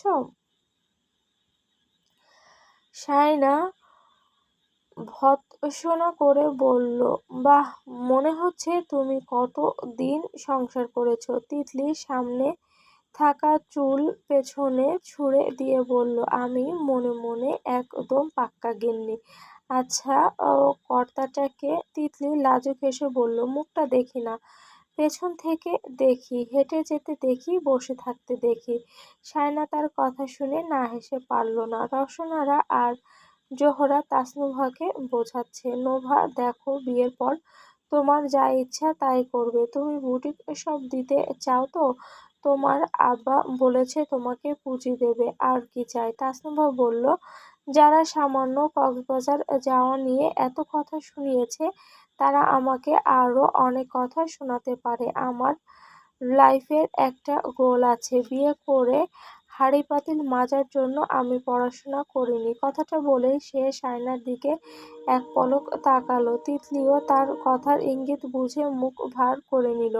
সারাক্ষণ খোঁচাখুচির তালে থাকে। ভাগ্যিস সে বড় বোন হয়নি, নইলে সারাক্ষণ চড়াতো এই মেয়েকে। তাসনুভাকে কেউ বুঝিয়ে উঠতে পারল না। আনোয়ারা বেগম বলল, তোমার সমবয়সী মেয়েরা কয়েক বাচ্চার মা হয়ে গেছে, দেখতেই তো পাচ্ছ। তাসনুভা কাট ভাষায় বলল, তারা মায়ের পেট থেকে পড়ার সাথে সাথে জামাই চিনে ফেলেছে। সারাক্ষণ জামাই জামাই করলে বিয়ে তো দিতেই হবে। ওদের সাথে আমার তুলনা কেন? স্ট্রেঞ্জ। তার এমন কথায় সবাই তাজ্জব বনে গেল। রওশনারা বলল, আমি কিন্তু সত্যি সত্যি তিতলিকে বিয়ে দিয়ে দেব। তাজ দেশ ছাড়লে আর কখন আসে আমি জানি না। রায়হানের সংসার বাড়ছে। আমি তোমাদের বিয়ে দিয়ে ফেলতে চাই। আমি আর তোমার বাবা আজ আছি কাল নেই। তাসনিমা বিরক্ত হয়ে বলল, বলেছি তো আমি বিয়ের ক্ষেত্রে টোটালি অফ। এইসব বিয়ে টিয়ের প্রতি আমার কোনো আগ্রহ নেই। আমি আমার লাইফটা এনজয় করতে চাই। এইসব প্যারার মধ্যে একবার পড়ে গেলে আমি নিজেকে নিয়ে চিন্তা করাটাই ভুলে যাব। আমি বিয়ে নিয়ে কোনো কথাই বলতে চাই না আর। আনোয়ারা বেগম বললেন, আমি বুঝতে পারছি সম্বন্ধ ভেঙে যাওয়ায় তুমি কষ্ট পেয়েছো, কিন্তু তারাও একটা সমঝোতায় যেতে বলছে। আমি ভাবছিলাম যে। তাসনুভা ওনাকে থামিয়ে দিয়ে বলল, কষ্ট? সরি দাদু, আমি কোনো প্রকার কষ্ট পাইনি। আমার কোনো কিছুই ফিল হচ্ছে না। আমার কোনো ইমোশনাল অ্যাটাচমেন্ট ছিল না ওদের সাথে। আমি বিন্দুমাত্র কষ্ট পাইনি। বরং আমি খুব খুশি এটা ভেবে যে ঠিক সময়ে ঠিক ডিসিশনটা নেওয়ার সুযোগ এসেছে আমার কাছে। আমি এখন বিয়ে করব না, দ্যাটস ইট। রওশন আরা হতাশ দৃষ্টিতে তাকিয়ে রইল তার দিকে। তাসনুভা খেয়ে দেয়ে চলে যাচ্ছিল নিজের ঘরে। তৌসিফের সাথে দেখা হলো। তৌসিফ বলল, তুই নাকি সেন্ট মার্টিন যাচ্ছিস? তাসনুভা দায়সারাভাবে বলল, হ্যাঁ। তৌসিফ দাঁত কিরমির করে বলল, তোর কিছুদিন পর মার খাওয়ার স্বভাব আছে। মেজো ভাই তোর সব কর্মকাণ্ড সূক্ষ্মভাবে খেয়াল করছে, ধরে লাথি দেবে। যা একবার সেন্ট মার্টিন। তাসনুভা বলল, অবশ্যই যাব। আমাকে জ্ঞান না দিয়ে পারলে এই বাড়ির সবকটাকে বোঝাও। আমি এইসব বিয়ে টিয়ে নিয়ে ভাবতে চাইছি না এখন। বুড়ো বয়সে বিয়ে করবি? হ্যাঁ, মনের মতো কাউকে পেলে, নইলে কাউকেই নয়। তুই কারো মনের মতো হবি কিনা সেটা নিয়ে বিস্তর সন্দেহ আছে আমার মনে। তাসনুভা রেগে গিয়ে বলল, ভাইয়ে আমার ভালো লাগছে না এইসব নিয়ে কথা বলতে। তৌসিফ পাশ কাটিয়ে যেতে যেতে বলল, তোর সাথে কথা বলা মানেই সময় নষ্ট। তিতলি নেচে গেয়ে আসছিল রান্নাঘর থেকে। বিয়ে হবে বলে গুনগুন করে গানও গাইছিল। তৌসিফের সামনে পড়ে যেতেই লজ্জা পেল। তারপর লজ্জা কাটাতে ছুটে এসে বলল, আম্মু বলছিল আপু বিয়ে না করলে আমাকে বিয়ে দিয়ে দেবে। আমার খুব খুশি লাগছে। ইয়ো ইয়ো। তৌসিফ কপাল কুঁচকে তার কথাটা মনোযোগ দিয়ে শুনল। তারপর বলে উঠল, ও আল্লাহ, তুমি এ কোন লেভেলের পাগল ছাগলের সাথে আমাকে উঠবোস করাচ্ছ আমি জানি না। এরা কারা? কোথা থেকে আসে এইসব? একজন বিয়ে করবে না আর একজন বিয়ে করার জন্য লাফাচ্ছে। ভাই, দূর হ বাড়ি থেকে। একবার চলে গেলে আর আসিস না। তোদের মতো ননদ থাকলে আমার বউটা শান্তিতে থাকতে পারবে না। দূর হ এক একটা। তিতলি গাল ফুলিয়ে বলল, আমি কি শাইনাকে জ্বালাচ্ছি যে তোমার বউকেও জ্বালাবো? তৌসিফ হতাশার সুরে বলল, শাইনাকে তার বর নিজেই জ্বালায়, তাই তোদের এইসব ও গায়ে মাখছে না। আমার বউ আনবো তোরা সবকটা চলে গেলে। এই ভেজালের মধ্যে বউ আনবো না। তিতলি বলল, তোমাকে বউ দিচ্ছে কে? চাকরি আছে, টাকা কামাও, ভণ্ডামি করার জায়গা পাও না। কি বললি? তিতলি ফুরুত করে এক দৌড়। শায়না সারা দিন আর তাজদারের সামনে আসেনি। অবশ্য তাজদার নিজেই বাড়ি ছিল না, জরুরি কাজের কথা বলে বেরিয়ে গিয়েছে, রাতে ফিরল। শায়না ঘরে এসে গুনগুন করে গান গাইছিল, ও আমার রসিয়া বন্ধুরে তুই কেন কোমরের বিছা হইলি না। গানটা প্রতিবেশীদের বাড়িতে চলছিল কিছুক্ষণ আগে। যদিও গানটা তার বিরক্ত লাগছিল, কিন্তু আনমনে সে নিজেই সেটা গাইছে তখন থেকেই। এটা তার পুরনো স্বভাব। একবার কোনো গান শুনলে সেটা গুনগুন করে গাইতেই থাকে। তাজদার যে ঘরে আছে সেটা সে খেয়াল করেনি। যখন খেয়াল করলো তখনই তার নাকটা ফুলে গেল। তাজদারের দিকে আর চোখে তাকালো। তাজদার বলল, ডাক্তার দেখিয়ে এসেছি। ডাক্তার সিটি স্ক্যান করিয়েছে, বলেছে ছোটখাটো একটা অপারেশন দিতে হবে। শায়না চোখ বড় বড় হয়ে গেল। কি বলেন? তাজদার বলল, হুম। শায়না এগিয়ে গিয়ে তার পায়ের দিকে তাকালো, সন্দিগ্ধ দৃষ্টিতে তাকিয়ে বলল, সত্যি বলছেন? তাজদার তাকে তখনই ধরে ফেলল। শায়না চেঁচিয়ে উঠল, আম্মা! তাজদার হিসিয়ে বলল, আরে সবাই শুনবে। শায়না চোখ বড় বড় করে চেয়ে রইল, কণ্ঠস্বর কেঁপে উঠল, শুনে ফেলেছে। তাজদারও ভয় পাওয়ার ভান করে বলল, হ্যাঁ। শায়না কান পেতে শুনল কেউ কিছু বলছে কিনা। তাজদার সেই ফাঁকে শায়নার একটা ওড়না নিয়ে শায়নার কোমরের সাথে নিজেকে শক্ত করে বেঁধে নিল। শায়না তার আরও কাছে চলে এলো, ছটফট করে উঠে তার দুই হাত তাজদারের বুকের সাথে ঠেকিয়ে রেখে বলল, সব আপনার শয়তানি। আপনি কোনো ব্যথা পাননি পায়ে, মিথ্যাবাদী। তাজদার বলল, কোমরের বিছা হইলাম। শোনো মমতাজ, আমি আর মাত্র কয়েক মাস আছি। তুমি প্রিপারেশন নাও। কিসের? IELTS এর। আমি ইংরেজিতে কাঁচা। তার চেয়েও বড় কথা, আমি যাব না আপনার সাথে। তাহলে IELTS টেস্ট কেন দেব? যখন যাব তখন প্রিপারেশন নেব। তাজদারের সাথে যে এখনো ওড়নার বাঁধনে বাঁধা। তাজদার বলল, আমি তোমার ক্লাস নেব আজ থেকে। এখন থেকে ক্লাস শুরু। IELTS mission.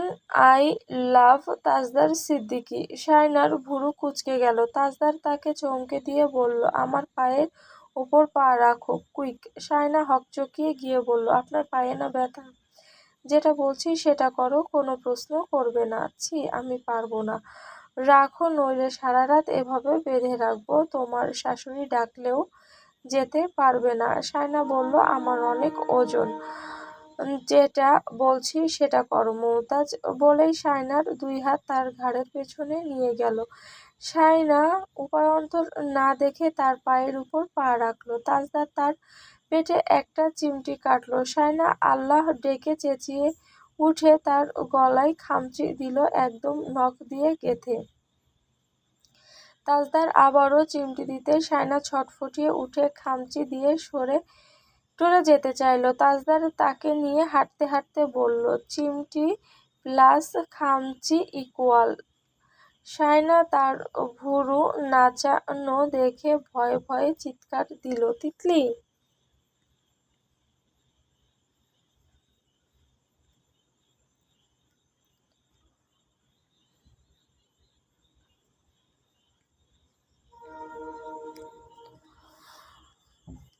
ওড়নাটাই শক্ত করে বাঁধা শায়না। এবার সে আর নড়াচড়া করার সুযোগ পেল না, চেষ্টাও করল না, কারণ তার চেষ্টা বৃথা যাবে। তাজদারের দিকে তাকিয়ে সে বলল, আমি আপনার পায়ের উপর ভর দিয়ে হাঁটবো, এটা দ্বারা আপনি কি বোঝাতে চাইছেন? তাজদার বলল, খুব সিম্পল। তুমি আমার পায়ে ভর রেখে লন্ডনে উড়াল দেবে। শায়না তার মুখের দিকে তাকিয়ে রইল, একটু চুপ থেকে আবারও তাকালো, শান্তভাবে বলল, ছেড়ে দিন আমার। কতক্ষণ এভাবে থাকবো? আর যতক্ষণ আমি চাই। শায়না শেষমেশ বলল, বেশ। আমার কথার গুরুত্ব আপনি কোনোদিন দেননি, কোনোদিন দেবেন সেই আশাও আজকে ছেড়ে দিলাম। তাজদার ভুরুগুলো কুঞ্চিত করে তাকালো, বর্গীয় শব্দ করে বলল, তুমি আমায় বুঝতে চাও না কেন, স্টুপিড লেডি? শায়না পাল্টা প্রশ্ন করল, আমি আপনাকে বুঝতে চাই না, নাকি আপনি আমাকে বুঝতে চান না? আপনি বলতে পারবেন আপনি আমার কোনো কথা দ্বিতীয়বার ভেবে দেখেছেন কিনা? আপনি শুনেছেন কিনা সেটা নিয়েও সন্দেহ আছে। আপনি আমার সাথে এমন বিহেভ করেন, মাঝে মধ্যে মনে হয় আমাদের বহুদিনের প্রেমের সম্পর্ক ছিল। আমার প্রতি আপনার এক্সপেকটেশন আকাশ ছোঁয়া, আর আপনার প্রতি আমার। তুমি আমার প্রতি এক্সপেকটেশন রাখতে পারো কিসের? ওহ, নাটক, সিনেমা, গল্প, উপন্যাসে যা দেখায়। শায়না বলল, ভালোবাসার প্রথম শর্ত হচ্ছে বোঝাপড়া। আপনার আমার মধ্যে বোঝাপড়া আছে? বোঝাপড়া? জি। বোঝাপড়া শুধু কথায় আর কাগজে কলমে হয় না। একটা মানুষের চোখ দেখে তার ভেতরের যন্ত্রণা বুঝতে পারাটাও একটা বোঝাপড়া। খুব জটিল সাবজেক্ট মমতাজ। আমাকে আবারও স্কুলে ভর্তি হতে হবে। শায়না জানতে চাইল, আগ্রহ আছে? না থাকলেও হতে হবে। শায়নার ঠোঁটের কোণা চাপা হাসির রেখা দেখা গেল। আমি আপনাকে ভালো না বাসলে আপনার কি যায় আসবে? তাজদার সাথে সাথে বলল, আমি তোমাকে বিয়েই করেছি এসব পাবো এই আশায়। শায়নার এবার হাসিটা লুকোতে বেশ কষ্ট হচ্ছে। সে জানতে চাইল, আপনি আমার ভালোবাসা পাওয়ার জন্য কি করেছেন? আমি কোনোদিন কারো কাছ থেকে কিছু পাওয়ার আশা করিনি। আমি অর্জন করে নেওয়ায় বিশ্বাসী। শায়না হাসল, যেন সে কথাটা শুনতে চেয়েছিল, কারণ কেউ কিছু চাইলেই তা সহজে দেওয়া যায় না। অর্জন করে নিলে সেটা অপরপক্ষ না দিয়ে থাকতে পারে না। তাজদার সিদ্দিকী বোধহয় এই প্রথম তার মনের মতো একটা কথা বলল। তাজদারের চোখ অন্যদিকে ঘুরে গেছে, মুখ আরও গম্ভীর হয়ে গেছে। শায়না তার মুখের দিকে ভালো করে তাকালো, বলল, আমাকে এখানে রেখে যেতে আপনার এত আপত্তি কেন? তাজদার সিদ্দিকী কোনো কিছুতে ভয় পাওয়ার মানুষ তো নয়। তাজদার তার দিকে তাকালো, বলল, আমরা বিরোধী দলের মানুষ। দূরে গেলে বিরোধ আরও বাড়বে গ্যারান্টি।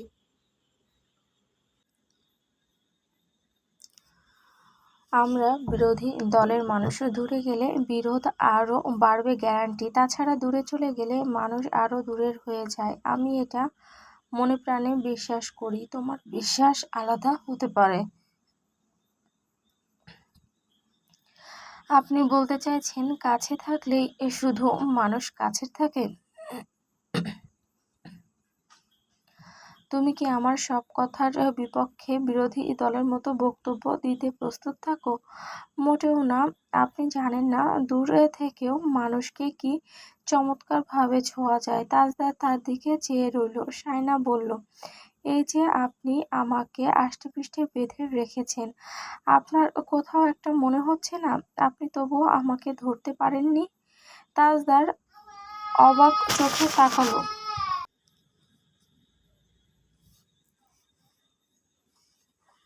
তাজদার অবাক চোখে তাকালো, যেন তার সত্যিটা শায়না ধরে ফেলেছে। শায়না কিছুক্ষণ তাকিয়ে থেকে বুঝে ফেলল তার চোখের ভাষা, তাই তার চোখেও কিছুটা আনন্দ দেখা দিল। সে বলল, চোখের মিলনই সব লণ্ডভণ্ড করে দেওয়ার ক্ষমতা রাখে যদি সেখানে ভালোবাসা থাকে। তাজদার চুপ করে তার কথা শুনল। এর আগে সে শায়নার কথা এত ভালো করে শোনেনি। শায়নাও তার সাথে এত ধৈর্য নিয়ে কথা বলেনি। তার চেয়েও বড় কথা, শায়না আগে তার চোখের দিকে তাকিয়ে কথা বলতো না, এখন চোখের দিকে তাকিয়েই কথা বলে দিব্যি। তিক্ত বিরক্ত হয়ে ওড়নার বাঁধন খুলে ফেলল তাজদার। শায়নাকে বলল, এই সব খুব জটিল বিষয় মমতাজ। আমি এত মেহনত করতে পারবো বলে মনে হয় না। শায়না পালঙ্কে বসে ফুটবোর্ডে হাত রেখে তার উপর থুতনি ঠেকিয়ে হাসছে। তাজদার তাকে হাসতে দেখে বলল, হাসছো কেন?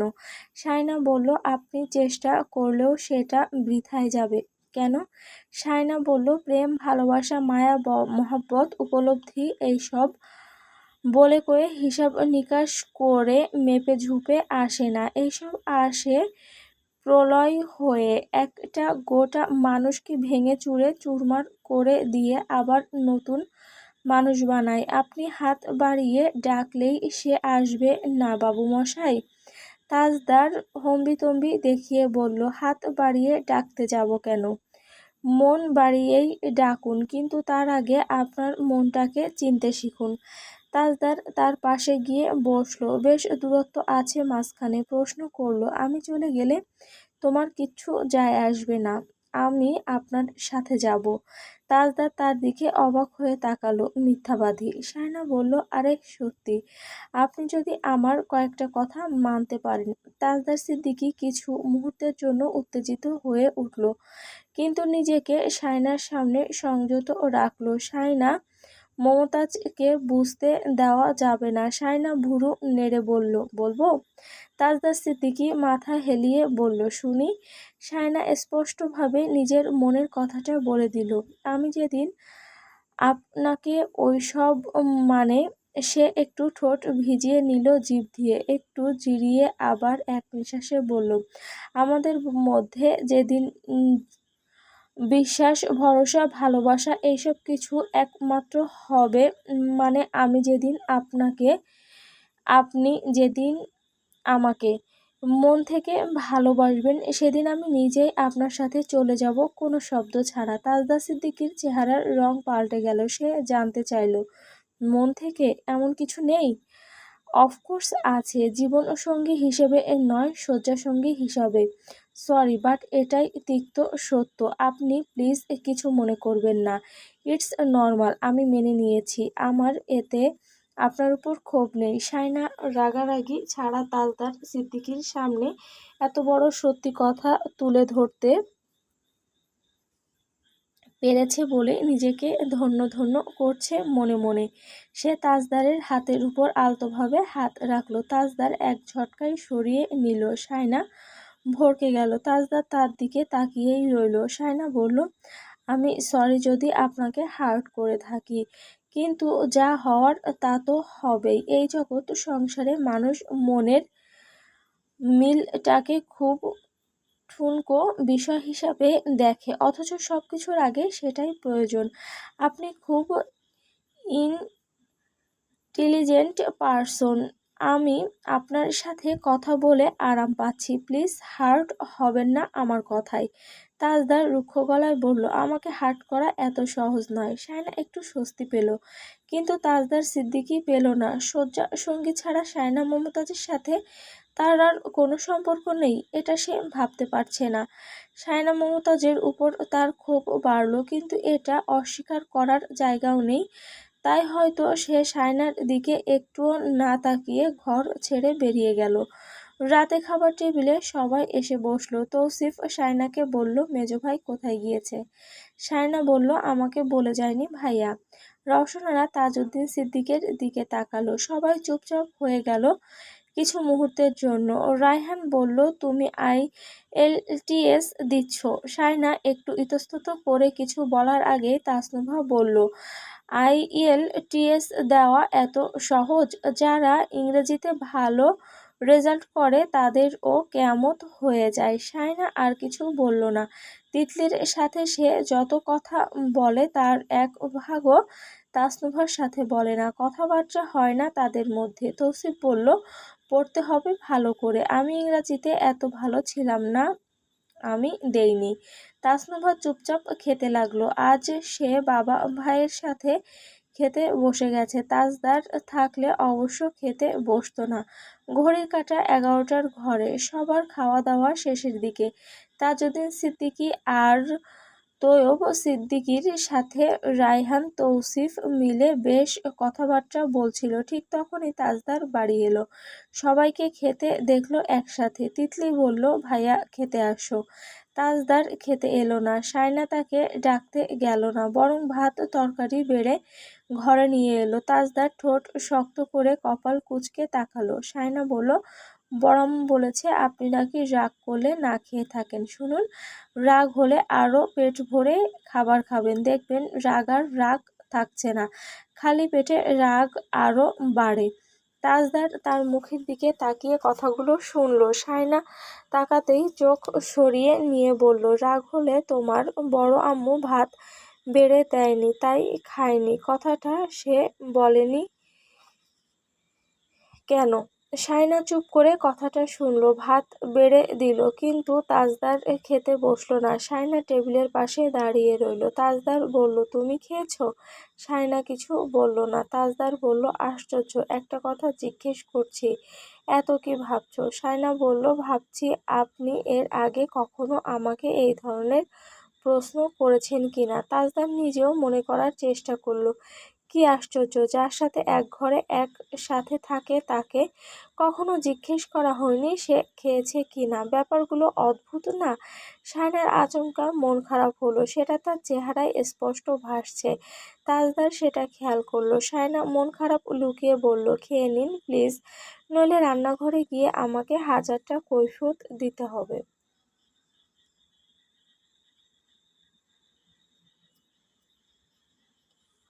তাজদার স্পষ্ট স্বরে বলল, আমি ভাত খাবো না, তুমি নিয়ে যাও, নয়তো নিজেই খেয়ে নাও। এতক্ষণ শান্ত গলায় কথা বলছিল সায়না, এবার একটু কঠোর ভঙ্গিতে তার দিকে তাকালো। তাজদার শার্ট হাতে নিতে গিয়ে সায়নার দৃষ্টি টের পেল, ডান ভুরু বাঁকিয়ে জিজ্ঞেস করলো কি। সায়না কোনো উত্তর দিল না, চুপচাপ গ্লাসে পানি ঢালতে লাগলো। তাজদারও থেমে গিয়ে এক দৃষ্টিতে তার দিকে তাকিয়ে রইল।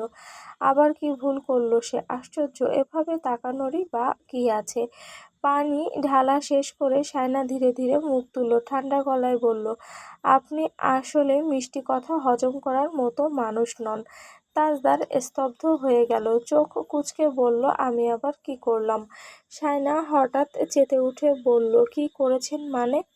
আপনাকে ভাত খেতে বলছি, তখন খেয়ে খেতে বসবেন। খাবো না এটা কেমন কথা? তাজদার শার্টটা নামিয়ে রেখে ধীরস্বরে উত্তর দিল, আমার খেতে ইচ্ছে করছে না তাই খাবো না। কিন্তু তুমি এভাবে কথা বলছো কেন?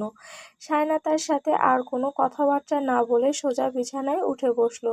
পিঠের নিচে বালিশ ঠেসে দিয়ে পা ভাঁজ করে শান্ত গলায় বলল, খেয়ে নিন। কথাটার ভেতরে আদেশের সুর। তাজদার টেবিলে রাখা ভাতের প্লেট আর তরকারির বাটির দিকে তাকালো। তারপর দৃষ্টি গেল সায়নার দিকে। সায়না তখন চোখ বুজে বসে আছে। তাজদার বলল, আমি যদি বলি খাবো না, তাহলে তুমি কি আমাকে জোর করে খাওয়াবে সায়না মুমতাজ? সায়না এবারও নীরব, কোনো প্রতিক্রিয়া নেই। মনোযোগ পাওয়ার জন্য তাজদার আবার বলল, এগুলো এভাবে পড়ে থাকবে, ঠান্ডা হয়ে যাবে। আমি খাবো না মানে খাবো না, কিন্তু সেটা নিছক মুখের কথা নয়। তাজদার সিদ্দিকী একবার সিদ্ধান্ত নিলে তার 14 গোষ্ঠীর সাধ্য নেই তাকে টলাবার। এটাই সব সময়কার নিয়ম। সায়না মুমতাজের জন্য সেটা কখনো পরিবর্তন হবে না। তাজদারও বিছানায় উঠে বসলো। কিছুক্ষণ পরে হেলান দিয়ে শুয়ে পড়ল। এক হাত তুলে চোখ ঢেকে রাখলো। সায়নাও চোখ বুজে শুয়ে রইল। আজ যদি তাজদার সিদ্দিকী ভাত না খায় তাহলে সে কি করবে তা নিজেও জানে না। সে অনেকক্ষণ অপেক্ষা করলো, কিন্তু না, তাজদার সিদ্দিকীর পক্ষ থেকে কোনো নড়াচড়া নেই। এমন জেদি মানুষ সে জীবনেও দেখেনি। ঘুমিয়ে পড়েছে। সায়নার ভেতরে রাগ ফোঁস করছে। একবার তাকিয়ে দেখলো সে, তারপর আবারও শুয়ে পড়লো। ঠিক তখনই তিতলির গলা ভেসে এলো, সায়না ভাত খেতে এসো। কিছুক্ষণের মধ্যেই স্বর পাল্টে গেল, ভাবি ভাত খেতে আসেন।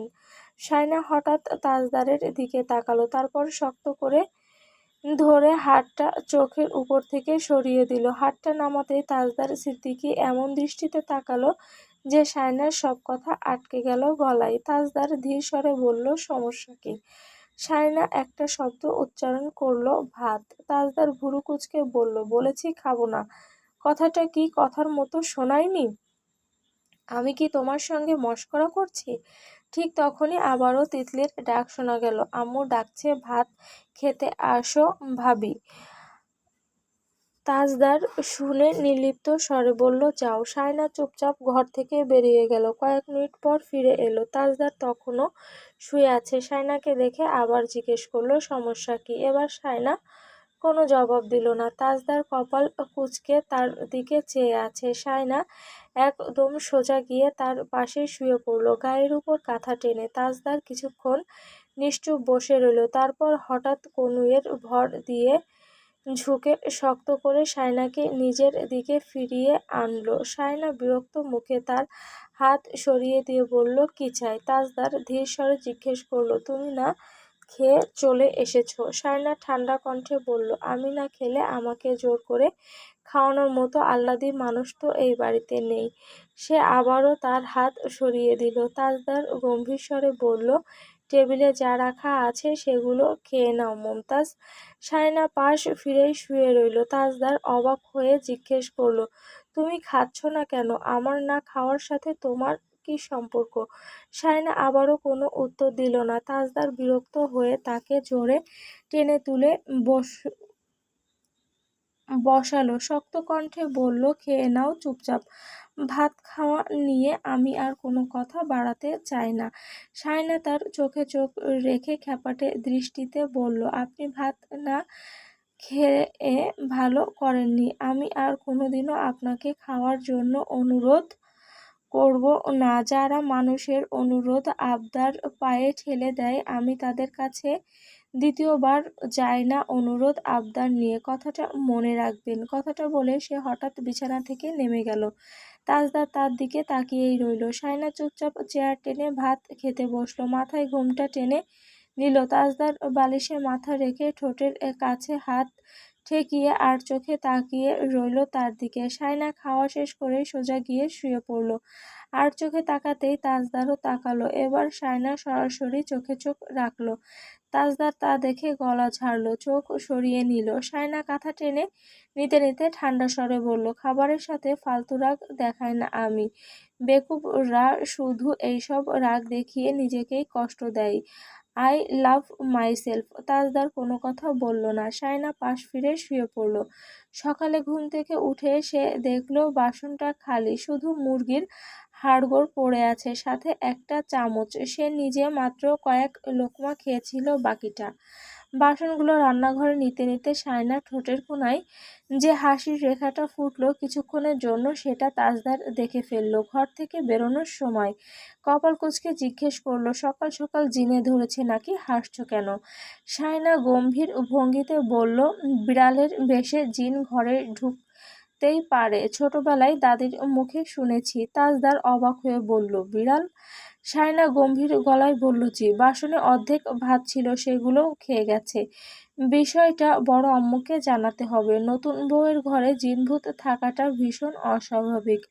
আপনি কি কাল রাতে কোনো অস্বাভাবিক কিছু টের পেয়েছিলেন?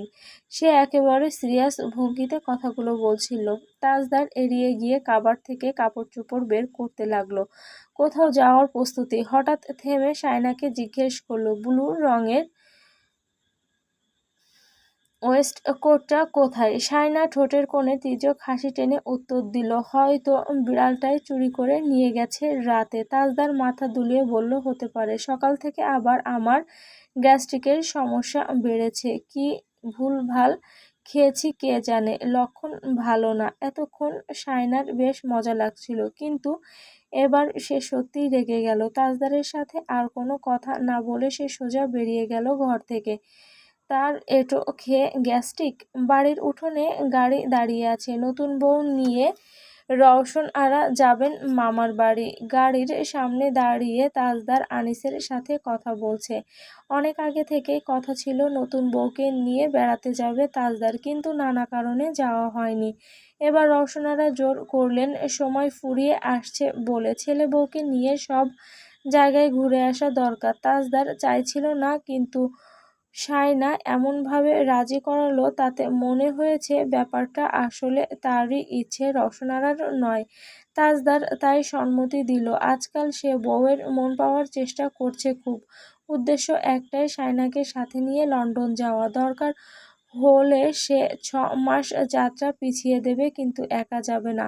তবে সেটা আদৌ হবে কিনা সে নিজেই নিশ্চিত নয়। রওশন আরা শায়নাকে বলেছে, যেহেতু গাড়িতে করেই যাচ্ছ, তাই শাড়ি আর হিজাব পরো, বোরকা পরতে হবে না। সোজা আমাদের বাড়ির গেটের সামনে গিয়েই থামবে গাড়ি। শায়না তার কথা মতো গোল্ডেন রঙের একটা শাড়ি পরেছে, সাথে খয়েরি ব্লাউজ। ব্লাউজে সিকোয়েন্স আর স্টোনের কাজ আছে, সাথে মানানসই হিজাব আর ব্যাগ। দামি শাড়িটা তার গায়ে অসাধারণ মানিয়েছে। রওশন আরা তিতলিকে নিয়ে গাড়িতে উঠে বসেছেন। শায়না তাদের পিছু পিছু বেরিয়ে এলো। আনিসকে দেখে একটু থামলো। আনিস রওশন আরার সাথে কথা শেষ করে শায়নাকে লক্ষ্য করলো। শায়না বলল, আজ অফিস? আনিস বলল, আজ ছুটি নিয়েছি। আচ্ছা আসি, আম্মাকে বলো আমি গেলাম। সাবধানে যাস। আচ্ছা। ভাইয়ের সাথে কথা বলে শায়না গাড়িতে উঠতে যাবে, ঠিক তখনই তাজদার এগিয়ে এলো। গাড়ির কাছে এসে নিচু স্বরে বলল, মেকআপ কম হয়েছে শায়না মুমতাজ। শায়নার বুকের ভেতরটা হঠাৎ ধক করে উঠল। সে মোটেও একগাদা মেকআপ করেনি, তবুও সে জানে তাকে সুন্দর লাগছে, খারাপ লাগছে না। এই লোকটা ইচ্ছে করে এমন বলছে যাতে সে রেগে যায়। তার চোখ মুখ গরম হয়ে উঠল, ঠোঁট শক্ত হয়ে গেল। ঠিক তখনই তৌসিফ দৌড়ে এসে রওশনারাকে বলল, বড় আম্মু আমিও যাচ্ছি। রওশনারা বলল, তুই ড্রাইভিং ভালো করে শিখেছিস তো নাকি? তৌসিফ বলল, শিখেছি। তিতলি আদেশ দিল, ড্রাইভার সাহেব এসিটা অন করে দিন। তৌসিফ জানালা দিয়ে হাত ঢুকিয়ে তার মাথা চাপড়ে দিল। তিতলি চেঁচিয়ে উঠল, আমার চুল, বাদর কোথাকার। তৌসিফ ড্রাইভিং সিটে গিয়ে বসলো। তার পাশের সিটে তাজদার। তাসনুভা এসে রওশনারার পাশে বসবে জানালো, তাই তিতলি নেমে গিয়ে শায়নার পাশে বসলো। বলল, শোনো, তোমাকে বকশিস টকশিস দিলে সোজা নিয়ে ফেলবে, না করবে না, ঠিক আছে? শায়না বলল, পাগল। গাড়ি ছেড়ে দিল। তিতলি বলল, আমার বড় মামা, বড় মামি, ছোট মামা, ছোট মামি। তাসনুভা ধমকে উঠে বলল, তিতলি চুপ, বেশি কথা বলো তুমি, কান উড়ে যাচ্ছে, এত কথা কিসের? বলেই সে কানে ইয়ারপিস গুঁজে দিল। তিতলি মুখ মোচড় দিয়ে বলল, সব জায়গায় একে মাতব্বরি দেখাতে হবে। হ্যালো বন্ধুরা, পরবর্তী পার্ট খুব তাড়াতাড়ি আসবে, তো সবাই অপেক্ষায় থাকো। আর চ্যানেলটি যারা এখনও সাবস্ক্রাইব করনি তারা পরবর্তী পার্ট দেখার জন্য চ্যানেলটি সাবস্ক্রাইব করে রেখো। ধন্যবাদ সবাইকে।